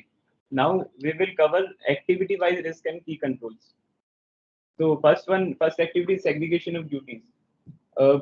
Pharma industry के अंदर एक मेजर एक्सपेंडिचर R&D का होता है, रिसर्च एंड डेवलपमेंट, उससे जो फॉर्मूला बनता है उसी पर उसका फ्यूचर बेस्ड होता है। तो उस फॉर्मूले का एक्सेस पर्टिकुलर जो प्रोडक्शन कर रहा है बंदा उसी के पास होना चाहिए। अगर उसका एक्सेस हर किसी के पास होगा तो उसका लीक होने के चांसेस बहुत ज्यादा होंगे। जैसे अभी हमने रिसेंटली देखा था स्टारबक्स के एम्प्लॉय ने उसकी वो लीक कर दी थी, तो उस अकॉर्डिंग उसी तरह से इसमें भी एक बहुत बड़ा रिस्क रहता है। Second one is preparation of GRN, जो रॉ मटेरियल जो रिसीव होता है स्टोर पे, हो सकता है उसका GRN जनरेट नहीं हो, या GRN जनरेट हो तो उसके क्वांटिटी या फिर जो रेट है वो उसके अंदर गलत हो। तो इसका क्या कर सकते हैं, इसका एक की कंट्रोल ये हो सकता है कि एक 3-वे मैचिंग सिस्टम होना चाहिए। जो भी PO जो रेज किया गया था स्टोर डिपार्टमेंट के द्वारा, उसको जो मटेरियल रिसीव हो रहा है GRN से मैच करना चाहिए, और जब इनवॉइस रेज करेंगे उसका पेमेंट करने के लिए तो GRN को इनवॉइस से मैच करना चाहिए, उसी के बाद पेमेंट उसका होना चाहिए। Third one is quality check of material receive, जो भी रॉ मटेरियल रिसीव हो रहा है पहले उसकी क्वालिटी चेकिंग होनी चाहिए, उसका इंस्पेक्शन, उसका टेस्टिंग प्रोसीजर्स लगानी चाहिए उसके ऊपर, अगर उसके बाद ही उसको प्रोडक्शन के अंदर भेजना चाहिए। और अगर कोई ऐसा है जो क्वालिटी को फुलफिल नहीं कर रहा है तो उसके लिए रिजेक्शन प्रोसेस भी इसमें होना चाहिए। Next one is machine availability, production करने के लिए हो सकता है कि मशीन ही अवेलेबल नहीं हो, तो ये भी प्रोड्यूसर का काम है कि मशीन की अवेलेबिलिटी को चेक करे और उस मशीन का रेगुलर मेंटेनेंस करे। अगर वो मशीन नहीं हो तो उसके लिए बैकअप प्लान्स बनाए उसके लिए, और ऑपरेटर्स को प्रॉपर ट्रेनिंग दी जाए मशीन को चलाने के लिए। Next one is factory man power planning, जो एम्प्लॉइज जो काम करते हैं, वर्कर्स जो काम करते हैं फैक्ट्री के अंदर, उनको एक तो प्रॉपर ट्रेनिंग दी जानी चाहिए, और उनका जो जितनी भी प्रोडक्शन की रिक्वायरमेंट है उसी अकॉर्डिंग फैक्ट्री में मैन पावर होना चाहिए। Next one is dispensing of raw material, production जो फार्मा इंडस्ट्री होती है उसके अंदर पर्टिकुलर फॉर्मूला होता है। जैसे फॉर एग्जांपल कोई एलिमेंट है तो 5% जाएगा तो 5% ही जाएगा, अगर वो 6% चला गया तो उसका पूरा मिक्सचर बिगड़ जाएगा। तो जब भी प्रोडक्शन हो तो जो पहले के जो बैच में जो प्रोडक्शन हो रहा था वो एरिया को क्लीन होना चाहिए, वो एरिया, उसी के बाद उसके अंदर नया प्रोडक्शन होना चाहिए। ये इंटर्न ऑडिटर की रिस्पॉन्सिबिलिटी है ये चेक करने की कि ये प्रॉपर हो रहा है नहीं हो रहा।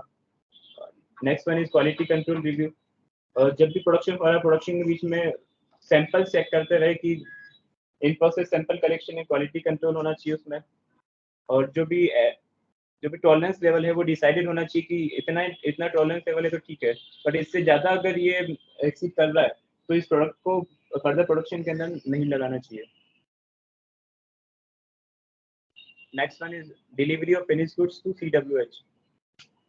दिस कवर्स प्रोडक्शन हो गया, अब प्रोडक्शन होने के बाद फिनिश गुड्स को CWH के अंदर डिलीवर करना है, तो उसमें रिस्क हो सकता है कि विदाउट एडिक्वेट डॉक्यूमेंटेशन उसको भेज दिया। फॉर एग्जांपल स्टोर से तो निकला 10,000 बैच, वो 10 बैच निकले और CWH में 58 बैच ही पहुंच रहे, तो इसका प्रॉपर डॉक्यूमेंटेशन होना चाहिए कि जितना स्टोर से निकले उतना पूरा CWH के अंदर पहुंचे वो।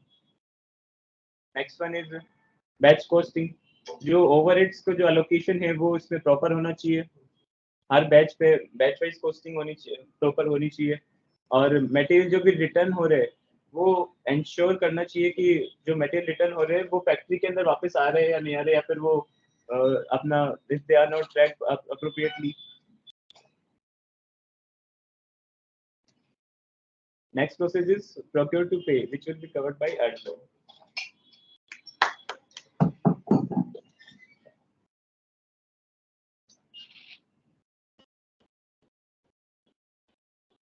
So after production planning, we will be discussing procure to pay.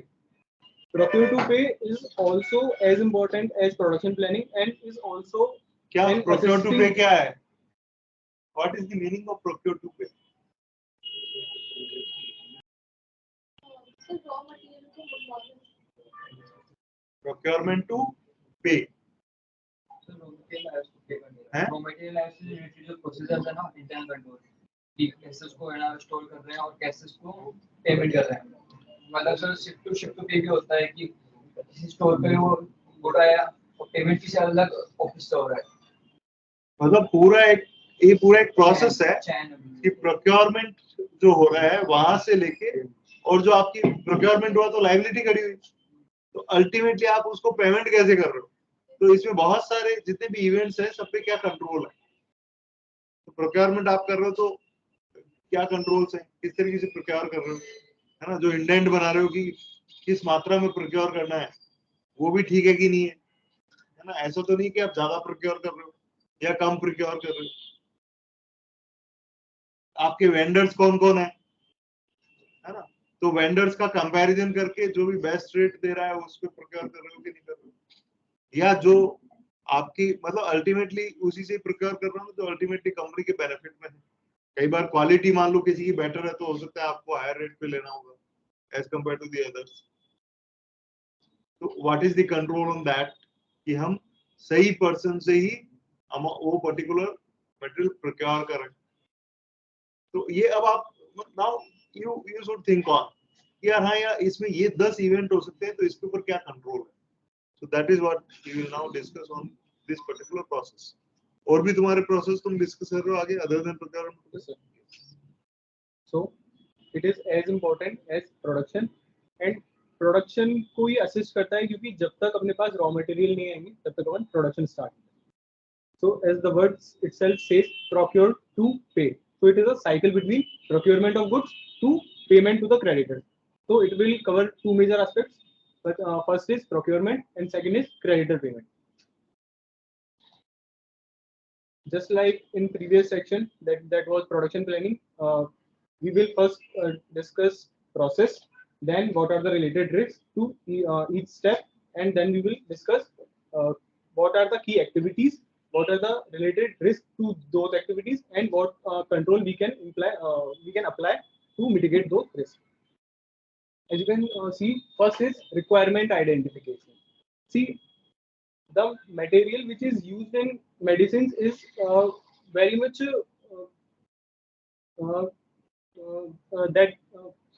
that has risk of expiry, and also storage, because these are prone to contamination, especially chemical substances.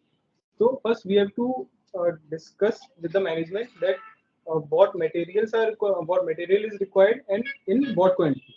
Second is PR authorization. So first a purchase requisition will be made, and that then it will be sent to senior authority for authorization. Senior authority can authorize it, or it can send back to modification that we already have that material, and so we do not need this time, and we will order it afterwards. Then there will be final PR approval, and in that जो inventory control department है वो उसको review करेगा. Review करने के बाद अगर अब ऐसा हो सकता है कि अपने पास पहले से इन्वेंट्री ना हो बट उसकी कोई शेड्यूल डिलीवरीज हो जो कि 2 या 3 दिन में होने वाली हो.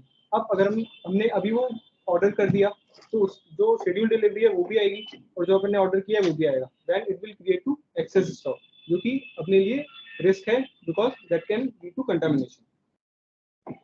Step 4 is procurement.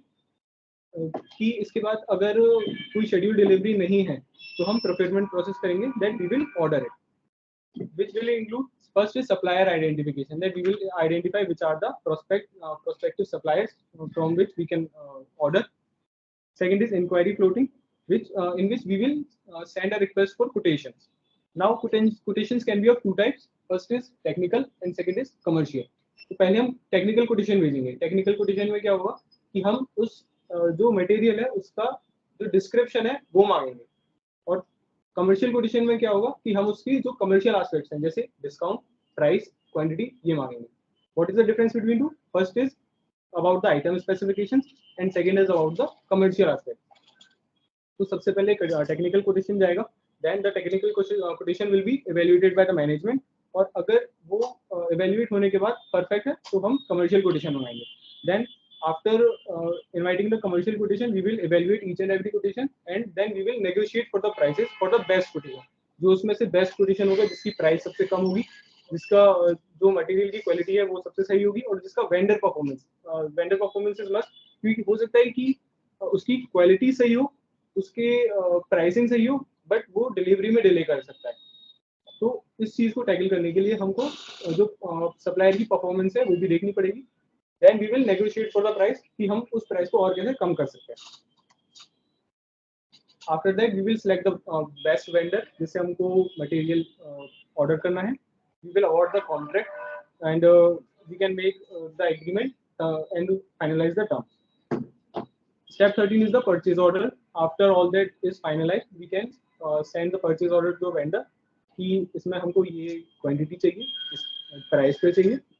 Then अगर हमने उसको पीओ भेजा है तो वो हमको एक रिसीट भी इशू करेगा कि उसको परचेज ऑर्डर मिल गया है, और and then he is working on. Then वो एडवांस शिपमेंट नोट भेजेगा. जब वो उसकी जो ऑर्डर है वो उसको डिस्पैच करेगा उससे पहले वो एडवांस शिपमेंट नोट भेजेगा. That will contain the details like shipping date, transporter's name, airway bill number, package count etcetera, कि उसमें कितने पैकेजेस हैं, वो किस मोड से आ रहा है. देन और आजकल ये बहुत सारी चीजें ऐसी भी होती है जहां पे your system is integrated with the system of the supplier, है ना. वो आपको कोई लॉगिन दे देता है तो आप उसके ऊपर अगर डालते हो तो then automatically a purchase order goes to the supplier, है ना. तो हो सकता है आपको साइन करके पेपर डाल के और फिर उसको मेल करना या इसकी भी जरूरत नहीं पड़े. So these days integration of ERPs are also there with other persons, other vendors, other customers. Customers के साथ भी होता है. तो ये we must be aware of that what is the exact process which they have. Then invoice processing. जब वो goods भेजेगा उसके साथ इनवॉइस भी भेजेगा. हमको उस इनवॉइस को इंश्योर करना है that it is matching with the purchase order, having same number of quantity, price, amount, and then we will proceed with the payment by any kind of. Then we will reconcile. See, payment was the last, but reconciliation is also important, that the payment we have made matches with the invoice and the purchase order, and then we will come with the accounting process. And in accounting process, we will record the transaction in 2 steps. First, the amount which is paid to the vendor, and second, the quantity which will be inserted in the ERP. So in these process, what can be the potential risk? See, first is supply chain risk. In supply chain risk, if the in previous the vendor selection was based on certain criteria like vendor performance. अगर हमने vendor performance को evaluate नहीं किया तो supply chain risk आएगी, जिसमें vendor अगर financially stable नहीं है या उसकी जो डिलीवरी है वो शेड्यूल नहीं है, वो डिलीवरी टाइम पे नहीं कर रहा है, then organisation will not receive the goods and then it can lead to delay in production. Second is contract risk, that the terms of contract are not flexible. इसमें क्या होगा कि सपोज एक ऑर्गेनाइजेशन है जिसने ऑर्डर पास कर दिया, but अब उसको वो नहीं मंगाना बिकॉज डिक्लाइनिंग मार्केट डिमांड. अब अगर उसने मंगा लिया then it will lead to contamination, और अगर उसने डिनाई किया तो वो ऐसा नहीं कर सकता due to inflexibility in the terms of contract. तो ये चीज़ नहीं होनी चाहिए. The third is delivery risk, like उसने हमने ऑर्डर कर दिया बट उसने डिलीवरी टाइम पे नहीं. Fourth is lack of clear policies and procedures.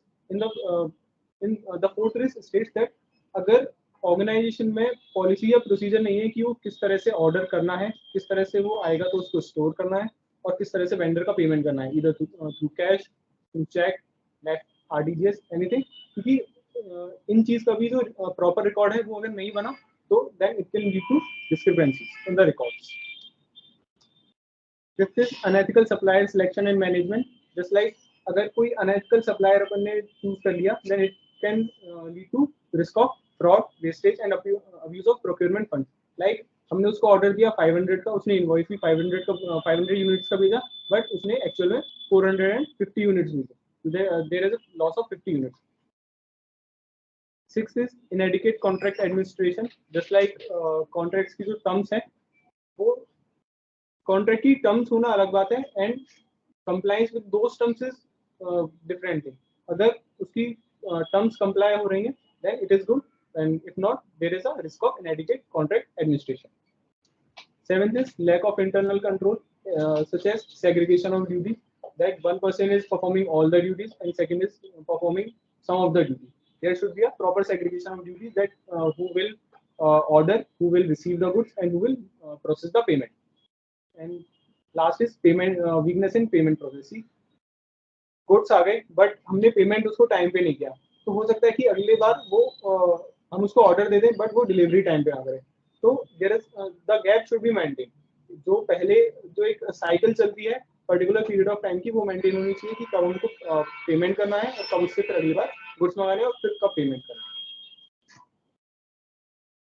तो in internal audit, the scope of internal audit will include evaluating the procurement policies and procedures, supplier selection and management, contract administration, purchase transaction and payment process, and it can be like a review of internal control such as segregation of duties, documentation of transactions, and to ensure that procurement activities are conducted with accuracy and integrity.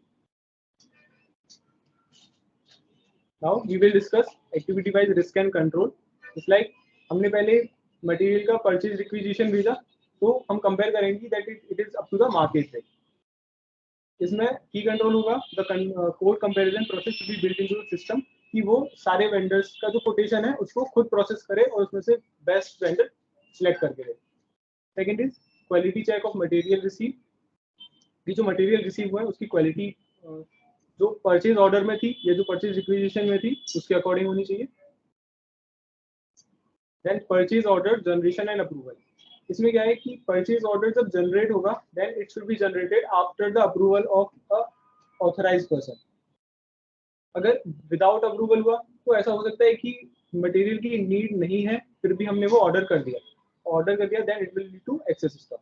तो इसमें control क्या होगा कि एक policy और procedure बनाया जाए कि who will authorise the purchase order and then will be send to supplier. Fourth is receipt of material at factory.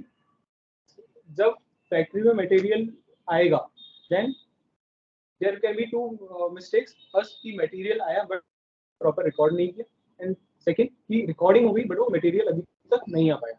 In that case we can establish policies and procedures just like कि उसको जब material आए उसको proper document किया जाए, उस document के according उसका जो रिकॉर्डिंग है बुक्स में बुक की. Next is about trade. So the previous one was about procurement process. This is about trade payables. So recording in the activity of recording payables, the risk can be goods received are not recorded in trade payable or recorded at incorrect amount. In that case, we can establish policies and procedure to record expenses that system वो अपने आप जब goods आए उसका जो purchase order है उसके according जब अपन को receipt हो जाए और अब उसको system में feed करें तो वो ऑटोमेटिक इस चीज की रिकॉर्डिंग कर दे एंड सेंड एन इंटीमेशन कि आपको ट्रेड पेबल की भी रिकॉर्डिंग करनी है. Second is recording disbursement like हमने पेमेंट किया, अब पेमेंट किया तो उसमें तीन मिस्टेक्स हो सकती हैं. That cash payment is not recorded when no transaction is done and recorded at incorrect amount. In that case we can apply segregation of duties, that who will authorize the payment, who will record the payment, who will send an intimation that the payment has been made. Next is discount negotiation. In see, take an example of trade discount. Trade discount is what? Quantity discount. कि हमने bulk में quantity purchase की उसको हमको उस पर trade discount मिला. What is the accounting treatment कि हम उसको कॉस्ट ऑफ गुड्स में से रिड्यूस करेंगे एंड उसके बाद अपन जीएसटी लगाएंगे. राइट. हो सकता है कि हमने उसको इम्प्रॉपर अकाउंट में डाल दिया हो, हमको ट्रेड डिस्काउंट मिला बस बट अपन ने उसको डिस्काउंट रिसीव में डाल दिया, या फिर ट्रेड डिस्काउंट मिला बट अपन ने उसको जो अमाउंट को डिडक्ट करना था वो अपने इनकरेक्ट अमाउंट से कर दिया.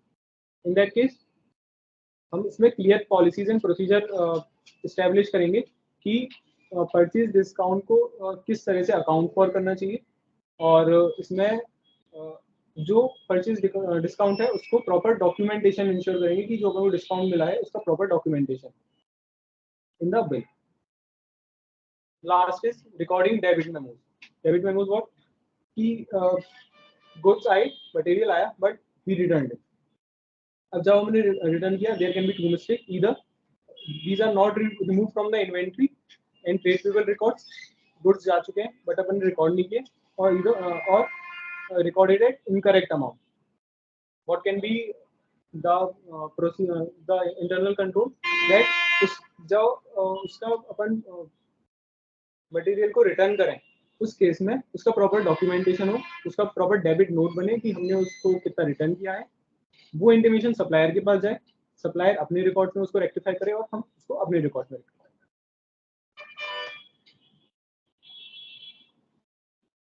So the next process is order to cash. Just like procure to pay involves procurement to payment, order to cash involves receiving order and then receiving the cash from customers. Sorry. So the entire process encompasses of receiving an order and collecting the payment. It plays a crucial role in ensuring smooth and efficient operations.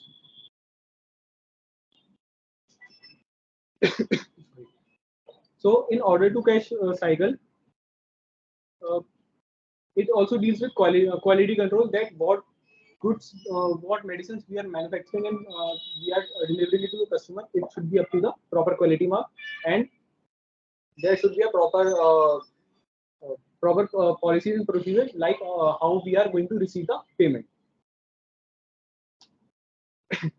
So it consists of clearing and forwarding agents, which basically helps us to distribute the medicines to the different vendors. Maybe it can be wholesalers or retailers, or can be directly to the customers. So CFAs can be agents, logistic service providers, distributing products or to stockists for pharmaceutical companies.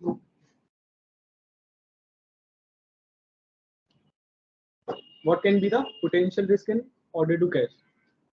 First is inaccurate customer master data. See, because vendors हो सकता है selected हो but customers की diverse range होती है.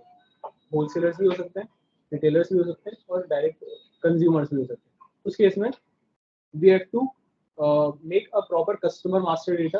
Who are the our potential customers, उनकी कितनी sales कर रहे हैं. अब रिस्क क्या होगा कि उस कस्टमर मास्टर डेटा में कोई डिस्क्रिपेंसी रहेगी और वो इनएक्यूरेट बने. Second is sales order error, कि हमारे पास ऑर्डर आए बट उसमें कोई हमने एरर कर दिया. Third is non compliance with regulatory requirement. See, जो प्राइसिंग फैक्टर होता है वो मेजर कंपोनेंट होता है. हम जो मेडिसिन होती है that is a necessity product and we can not increase the price beyond a certain level. तो अगर हमने उस प्राइस से ऊपर चार्ज किया, that will be our non compliance of regulatory requirement. Inventory management issue और credit receivable and trade management, sales return and expiry management.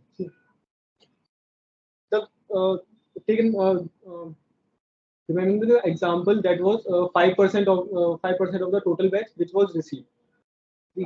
That was our sales return, but the sales return cannot be converted into sales because it has to be destroyed. And the policies and procedure need to be applied like that. The amount which the medicines which are returned to the company should be destroyed in such a way that it does not lead to any serious consequences. Distribution risk and logistics risk can be like we have sent the medicines through a channel which is not appropriate, like sales return होती है तो क्या entry करते हैं? Sales return to debtors.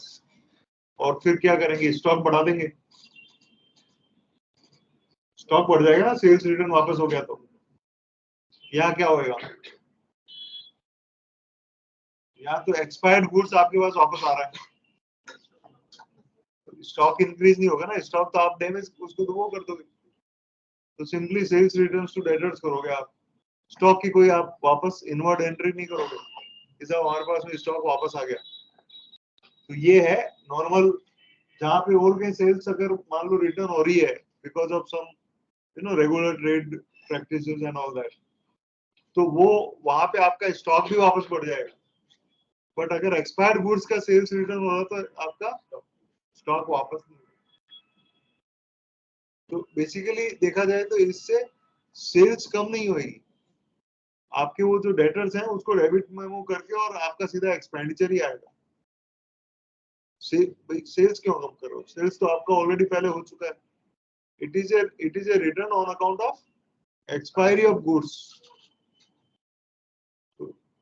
Should it be treated as sales return or something else? Directly an expense. Directly an expense.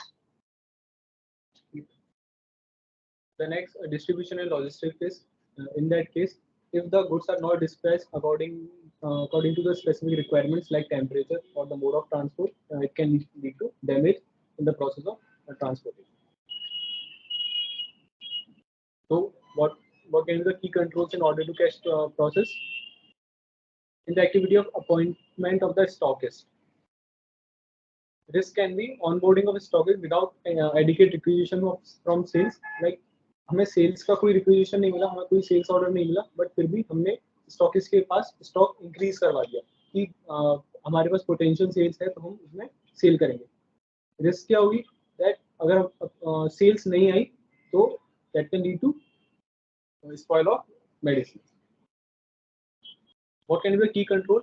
Ensure onboarding of stockist is supported by adequate requisition from sales. कि जब sales के लिए हमारे पास request आए तभी हम उसको जो मेडिसिन है उसको स्टॉकिस्ट के पास भेज. And that can also reduce the chance of expiry of medicine. Second is recording of sales.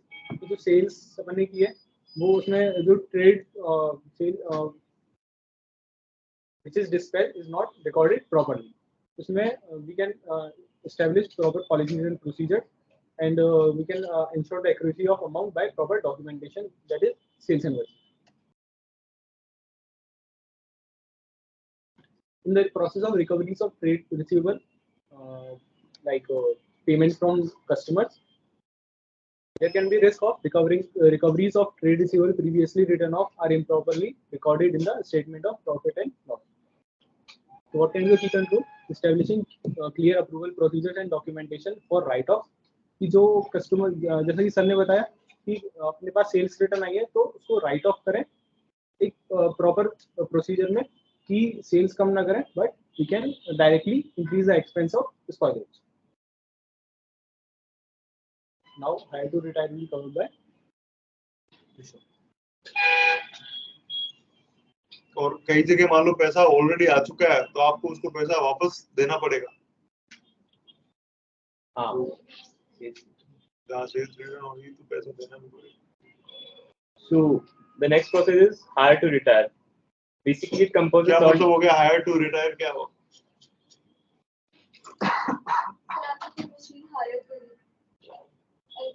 No, it is related to employees. It is related to the employees.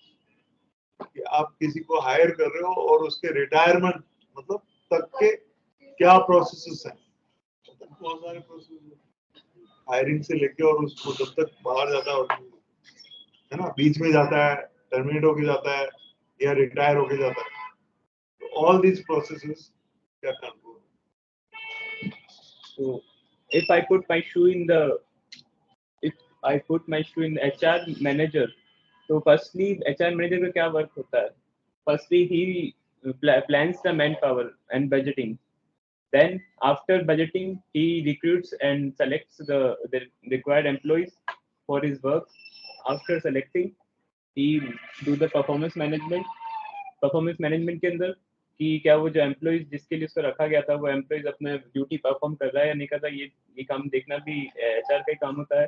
और उसके बाद उसको कितना कंपेंसेशन देना है, कितना वो वर्क कर रहा है, उस अकॉर्डिंग उसको कंपेंसेशन प्रॉपर मिल रहा है या नहीं मिल रहा, क्या क्या उसको बेनिफिट्स देने चाहिए जैसे पीएफ ईएसआई, इन सब के अंदर उसको कितना बेनिफिट देना चाहिए. उसके बाद उसका एम्प्लॉय ऑर्गेनाइजेशन के अंदर एंगेज रहे, रिटेन रहे, इसके लिए एफर्ट्स लगाना पड़ेगा. और उसके बाद next process career development planning, उसकी प्रॉपर उसको ट्रेनिंग अवेलेबल कराई जाए टाइम टू टाइम, जिससे वो जो न्यू टेक्नोलॉजी आती है मार्केट के अंदर या जो अपडेट्स आती है उससे अप टू डेट रहे. And after the last process is separation and retirement. This is the process of hire to retire. Now, what are the potential risks in hire to retire process? First risk is workforce risk. It includes employee turnover, employee burnout, या फिर employee relation, workplace conflicts and harassments, lack of employee engagements can negatively impact the company and prevent it from thriving. Next is employee data management. Uh, it includes the cyber security and data privacy because again formulas की बात करें तो formulas को properly maintain होने चाहिए. अगर वो leak हो गए मार्केट के अंदर तो ऑर्गेनाइजेशन को बहुत लॉस हो सकता है उसकी वजह से. Third one is compensation benefit risk. अगर एम्प्लॉइज को प्रॉपर उसके बेनिफिट्स नहीं मिले, उसको सैलरी प्रॉपर नहीं मिली, तो वो ऑर्गेनाइजेशन के अंदर मन लगा के काम नहीं करेगा, उससे ऑर्गेनाइजेशन को ही अल्टीमेटली लॉस होगा. Fourth risk is training and development risk. Employ को प्रॉपर ट्रेनिंग अवेलेबल नहीं हुई वो मेडिसिन प्रोड्यूस करने की, तो मेडिसिन इफेक्टिवली प्रोड्यूस नहीं होगी. This can hinder the organization growth and limit competitiveness. Fifth one is separation and retirement risk. Mishandling employee separation and retirement can lead to legal disputes, improper payments, and a negative impact on employee morale and reputation. After risk, we will cover what are the activity and risk and key controls related to this process. So first activity is manpower budgeting and monitoring. जितनी हमें requirement थी उससे ज्यादा हमने man power acquire कर ली, उसकी वजह से हमारी मैन पावर कॉस्ट इंक्रीज हो सकती है. इसका की कंट्रोल होना चाहिए कि एक annual budgeted department wise man power requirement बने कि जितनी रिक्वायरमेंट हो उतने ही हम एम्प्लॉइज अक्वायर करें ऑर्गेनाइजेशन के अंदर. सेकंड वन इज की पोस्ट एम्प्लॉइज हो सकता है कि ऑर्गेनाइजेशन के अंदर एम्प्लॉइज ही नहीं हो जितने उसमें शो कर रखे हो, फिक्स सैलरीज एम्प्लॉइज को जा रही हो, तो उसके लिए क्या employ master should be created with compensation structure.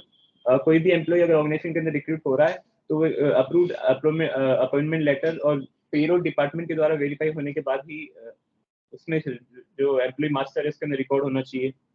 Third one is loans and advances. Employ को लोन से एडवांसेस दे दिए उसके बाद वापस पे नहीं कर रहा, उसकी कोई मॉनिटरिंग नहीं हो रही, तो इसका होना चाहिए कि loans application are duly authorise. एक तो सबसे पहले लोन उन्हीं लोगों को दो जो आपके एम्प्लॉइज हो, और सैंक्शन होना चाहिए इस पर कंपनी की पॉलिसी के अकॉर्डिंग सैंक्शन होना चाहिए. और जो loans and advances recovery schedule है वो अपडेटेड होना चाहिए पेरोल सिस्टम के अंदर, जिससे अगर वो एम्प्लॉइज आप लोन्स पे नहीं कर रहा है तो उसको सैलरी से डिडक्ट करने का भी प्रोविजन होना चाहिए after particular point of time. Next one is payroll processing. It includes inaccurate और इनकम्प्लीट अटेंडेंस रिकॉर्ड्स. एम्प्लॉइज नहीं आ रहा उसके बाद भी उसकी अटेंडेंस लग रही है, इसको बेसिकली इसका तो बायोमेट्रिक सिस्टम होना चाहिए ऑर्गेनाइजेशन के अंदर. और किसी की अनपेड लीव्स है फिर भी उसको उस लीव का पेमेंट मिल रहा है, ये भी इंश्योर करना चाहिए कि उसको अनपेड लीव्स का पेमेंट नहीं मिले एम्प्लॉइज को. फिर next is finance settlement of dues. High attrition या फिर low employ morale actions to control attrition not implemented. तो जब भी एम्प्लॉय एग्जिट करे तो उससे उसका एग्जिट करने का रीजन पूछना चाहिए कि आप ऑर्गेनाइजेशन क्यों एग्जिट कर रहे हो, तो ताकि जो नेक्स्ट एम्प्लॉय रिक्रूट करे उस पर reasons for resignation through exit interviews are recorded for review by the concerned superior. Next is provision for retirement benefits या bonus ex gratia. जो provisions बने हैं retirements के वो company की policy के according है कि नहीं, बने हैं तो क्या payment हो रहा है नहीं हो रहा, अगर क्योंकि payment नहीं होगा तो disallowance होगा expenditure का. तो as an internal auditor ये हमारी responsibility है ये check करना कि proper payment हो रहा है और deduction हो रहा है income tax के अंदर या नहीं. Next one is employee expense reimbursement.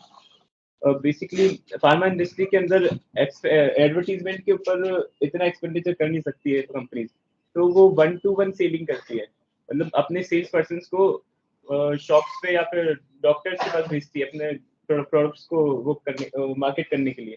तो एम्प्लॉय रिइंबर्समेंट एक्सपेंडिचर एक मेजर पार्ट है फार्मास्यूटिकल इंडस्ट्री का.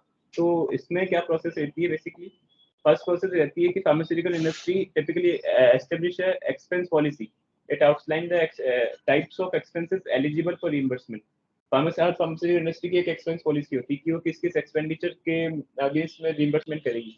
जैसे ट्रैवल एक्सपेंडिचर हो गए, बिजनेस ट्रिप्स के या फिर एयरफेयर्स के, होटल अकोमोडेशन के, मील्स के. उसके बाद पॉलिसी के अकॉर्डिंग ही एक्सपेंस रिपोर्टिंग हो रही है. Employees must submit expense reports documenting the eligible expenses. Employees अपने एक्सपेंडिचर को प्रॉपर डॉक्यूमेंटेशन के साथ सबमिट करते हैं.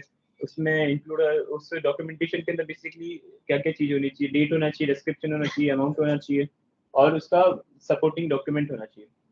Next process is approval. जो एक्सपेंस उसने सबमिट किए थे उस एक्सपेंस को रेगुलर वो सुपीरियर के द्वारा अप्रूव होना चाहिए. वो approval ensures it and company expense comply with the companies policy and its supporting documentation is provided. Next process is reimbursement. Once an expense report is approved, the reimbursement process begins. The employee is reimbursed for the approved expenses, typically through payroll or direct deposit. या तो उसकी salary के अंदर payment कर देते हैं उसको या फिर उसको डायरेक्टली पेमेंट कर देते हैं. Pharmaceutical industries often conduct expense auditing भी कंडक्ट करवाती है. फार्मास्यूटिकल इंडस्ट्रीज ये देखने के लिए कि कोई फेक एक्सपेंसेस रिपोर्ट नहीं कर रहा. ये तो हो गई एक्सपेंस रिइंबर्समेंट की प्रोसेस. अब इसके अंदर क्या क्या रिस्क हो सकते हैं, उसमें क्या क्या ऑडिटर को चेक करना चाहिए. तो फर्स्ट थिंग ऑडिटर चेक करेगा इसमें कि check chart out the expenses claimed by the employees. For example कोई एम्प्लॉई जयपुर से मुंबई गया वो अपने प्रोडक्ट के प्रमोशन के लिए, उस पर 10,000 रुपीज का एक्सपेंडिचर एक बार हुआ है. नेक्स्ट मंथ फिर वो वापस से गया, उस पर 20,000 का एक्सपेंडिचर हुआ. तो सर से ऑडिटर की ड्यूटी है कि इसको ट्रेन एनालिसिस करे वो कि ये देखने के लिए कि एक्सेस एक्सपेंडिचर तो नहीं हो रहा. Once you have observed the increasing trend, pick up samples from those expense claims. Trend analysis करके उसमें से एक्सपेंस क्लेम के कुछ सैंपल्स आइडेंटिफाई करके उसकी पर्टिकुलर उन सैंपल्स की ऑडिट करने का काम होता है. Second one is review the expense against policy. Second work है कि जो एक्सपेंडिचर है क्या वो कंपनी के पॉलिसी के अगेंस्ट में तो नहीं है, ये चेक करना. और third point is ensure that expenses are of employees की जो एक्सपेंसेस है वो पर्सनल एक्सपेंडिचर तो नहीं है. कई एम्प्लॉई अपने पर्सनल एक्सपेंडिचर तो क्लेम नहीं कर रहा है उसके अंदर. Ensure that the invoices are original and are in time, कि जो इनवॉइसेस है वो ओरिजिनल हो और टाइम के अंदर. Make sure that the expenses claim has been supported with sufficient and appropriate evidence. और ये इंश्योर करें कि जो इनवॉइसेस है वो ओरिजिनल है. Next process is fix assets.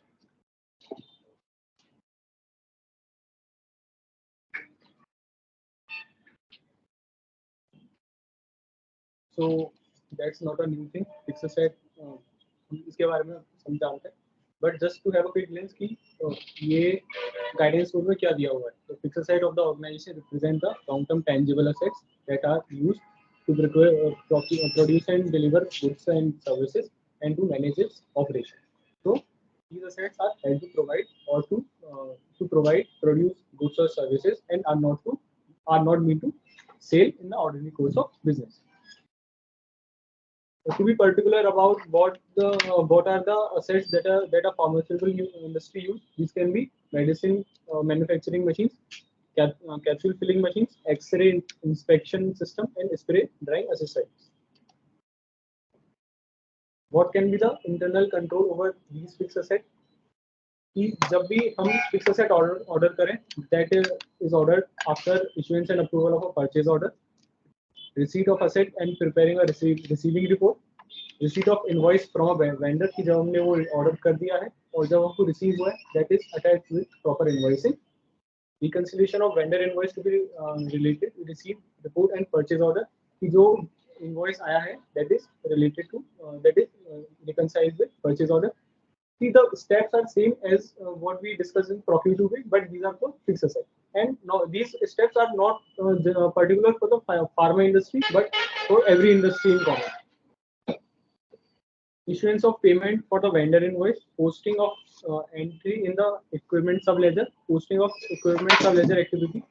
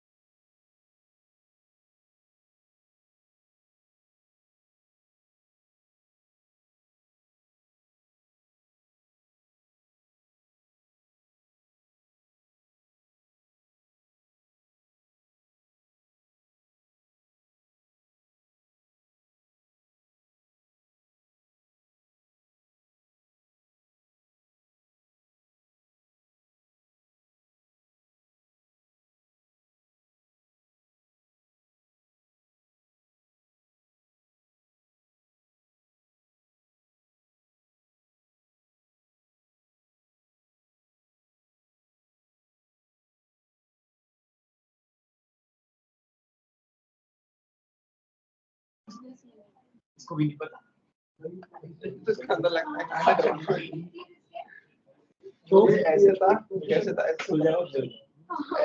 ऐसे था क्या next is activity wise risk and key control, and in that process the first is budget monitoring कि जो fixed asset जो fixed asset आए हैं वो within budget को what can be the key control कि एक policy या procedure हो कि जो अपने asset अपन acquire कर रहे हैं वो within budget हो. There should be proper capitalization of fixed asset. The additions are recorded. Entity does not have legal titles or recorded at incorrect amount. तो जब भी हम asset acquire करें उसके लिए जो invoicing है वो company के नाम पे हो और invoicing company के नाम पे हो और उसको अपन proper books में record करें.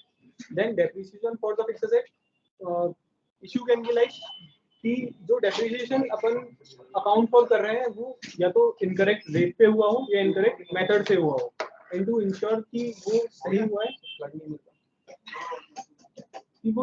हुआ है हम शेड्यूल 2 को रेफर करेंगे जिसमें P&L के आइटम्स होते हैं कि जो डेप्रिसिएशन है वो सही चार्ज हुआ है. मेंटेनिंग असेट मास्टर, अब बहुत सारे असेट होते हैं तो उसके लिए हम एक मास्टर डेटा मेंटेन करेंगे. उस मास्टर डेटा में अगर कोई इनएक्यूरेट या इनकम्प्लीट रिकॉर्ड हुआ है फिक्स असेट तो हम इंश्योर करेंगे कि वो जो रिकॉर्डिंग है वो उसकी प्रॉपर इनवॉइस से मैच करेंगे. The next is physical verification of fix asset कि जो अपन ने असेट एक्वायर किए हुए हैं उनका फिजिकल वेरिफिकेशन हो. फिजिकल वेरिफिकेशन में सब कुछ कवर हो और उसका सब पूरी प्रॉपर अकाउंटिंग हो. Then during the disposal of asset we will ensure कि जो डिस्पोजल हुआ है उसमें proper LTCC STCC count calculate हुआ हो, उसमें जो सेल की ये प्रॉफिट है वो कैलकुलेट सही हुआ हो, उसकी डेप्रिसिएशन जो एक्यूमुलेटेड डेप्रिसिएशन है वो पूरा ट्रांसफर हुआ हो और उसकी proper recording. In the financial reporting process it typically involves defining applicable financial reporting framework, selecting appropriate accounting policies, gathering relevant financial data, preparation of financial statements, ensuring compliance with accounting standards, complying with disclosure requirements of various regulatory bodies, and communicating the financial statement with the stakeholders and users. What can be the risk? That कि जो accounts की grouping हुई है वो unauthorized हो या fraudulent हो कि जो दो accounts हैं which are dissimilar in nature उनको improper way में group किया हो. What can be the control? There should be a segregation of duties and a clear process for authorizing and approving new account creation. कि जो नए account बन रहे हैं उसमें वो what is the nature of that account and what is the use of that account. In posting a review of data collected, we will ensure that the data which is posted in the books of account is authorized and correct to the best of the knowledge. During the process of closing books of accounts, the data that is entered is generated from the system. What can be the risk? कि data generate हो गया, data generate होने के बाद उसमें entries होंगे, and that is the major reason कि अगले साल जब audit होगी तो opening balances match नहीं होते हैं, क्योंकि ट्रायल बैलेंस फाइनल हो जाता है, उसके बाद फिर उस ट्रायल बैलेंस उस बुक्स ऑफ अकाउंट्स में एंट्रीज पास होती हैं. Then we need to reverse those entries. And there should be a proper related party disclosure as per accounting standards 80.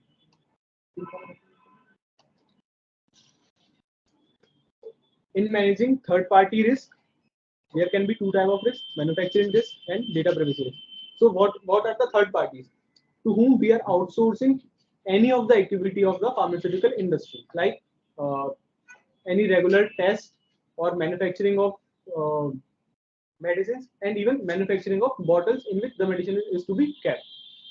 In manufacturing, there can be two risks: quality control and supply chain disruption. Quality control, we outsource the process of manufacturing, and there can be some cases where the quality is not maintained up to the mark by the third party. So we need to ensure that there should be proper terms of quality control in agreement.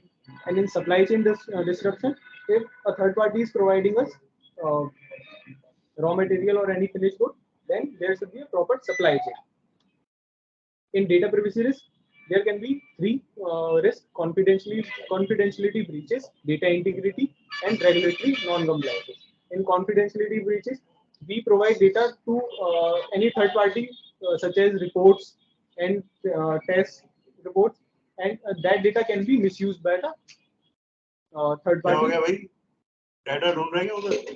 और इन data integrity and आप लोगों को कितनी बार समझाया हुआ है, उसके बाद भी अगर ये आदत है तो फिर तो या तो स्कूल में जैसे मोबाइल लाने से मना कर देते हैं वैसे मना कर दें. In data integrity and accuracy, the data which the third party is providing to us should be reliable. There is a difference between confidentiality and data integrity. What is the difference? कि जो हम data third party को provide कर रहे हैं वो confidential रहना चाहिए, और जो थर्ड पार्टी हमें डेटा प्रोवाइड कर रही है. अरे छोड़ देना यार उसको, सबको दिखाई दे रहा है, ये बोल रहा है वही समझ में आ रहा है. So there is a difference between confidentiality and data integrity. In confidentiality, जो हम डेटा थर्ड पार्टी को प्रोवाइड कर रहे हैं, such as result of the report, वो confidential रहना चाहिए थर्ड पार्टी का, so that it cannot be used by competitors. और जो डेटा इंटीग्रिटी में क्या है कि जो डेटा थर्ड पार्टी हमें प्रोवाइड कर रही है, that should be reliable.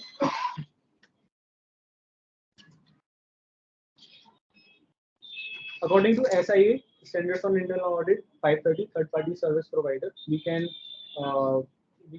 focus on 5 major areas, that is third party governance and oversight, in which we will evaluate कि जो third party का governance है अपने internal processes पे वो कैसा है. We will evaluate the significance of services provided to the user entity, that is the pharmaceutical industry, by the third party. We will evaluate the selection and appointment based on predefined criterion and based on merit, that is कि जो अपन ने third party को appoint किया है वो हमने उसकी performance को इवेल्युएट करके किया, that is based on merit. जो सर्विस लेवल एग्रीमेंट है between third party and the industry, that should be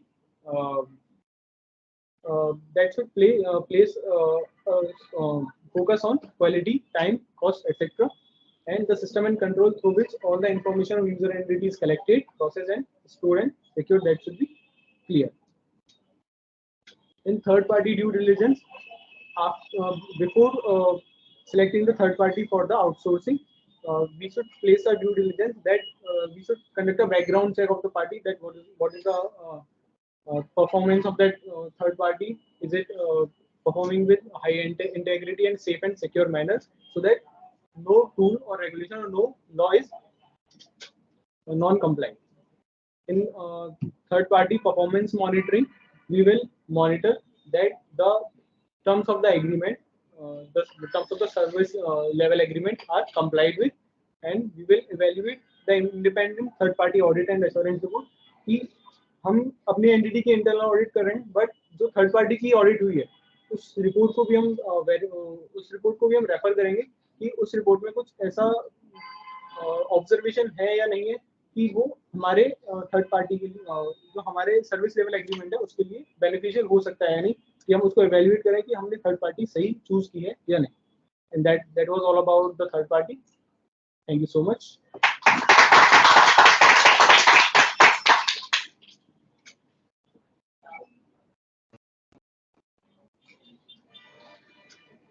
So thank you.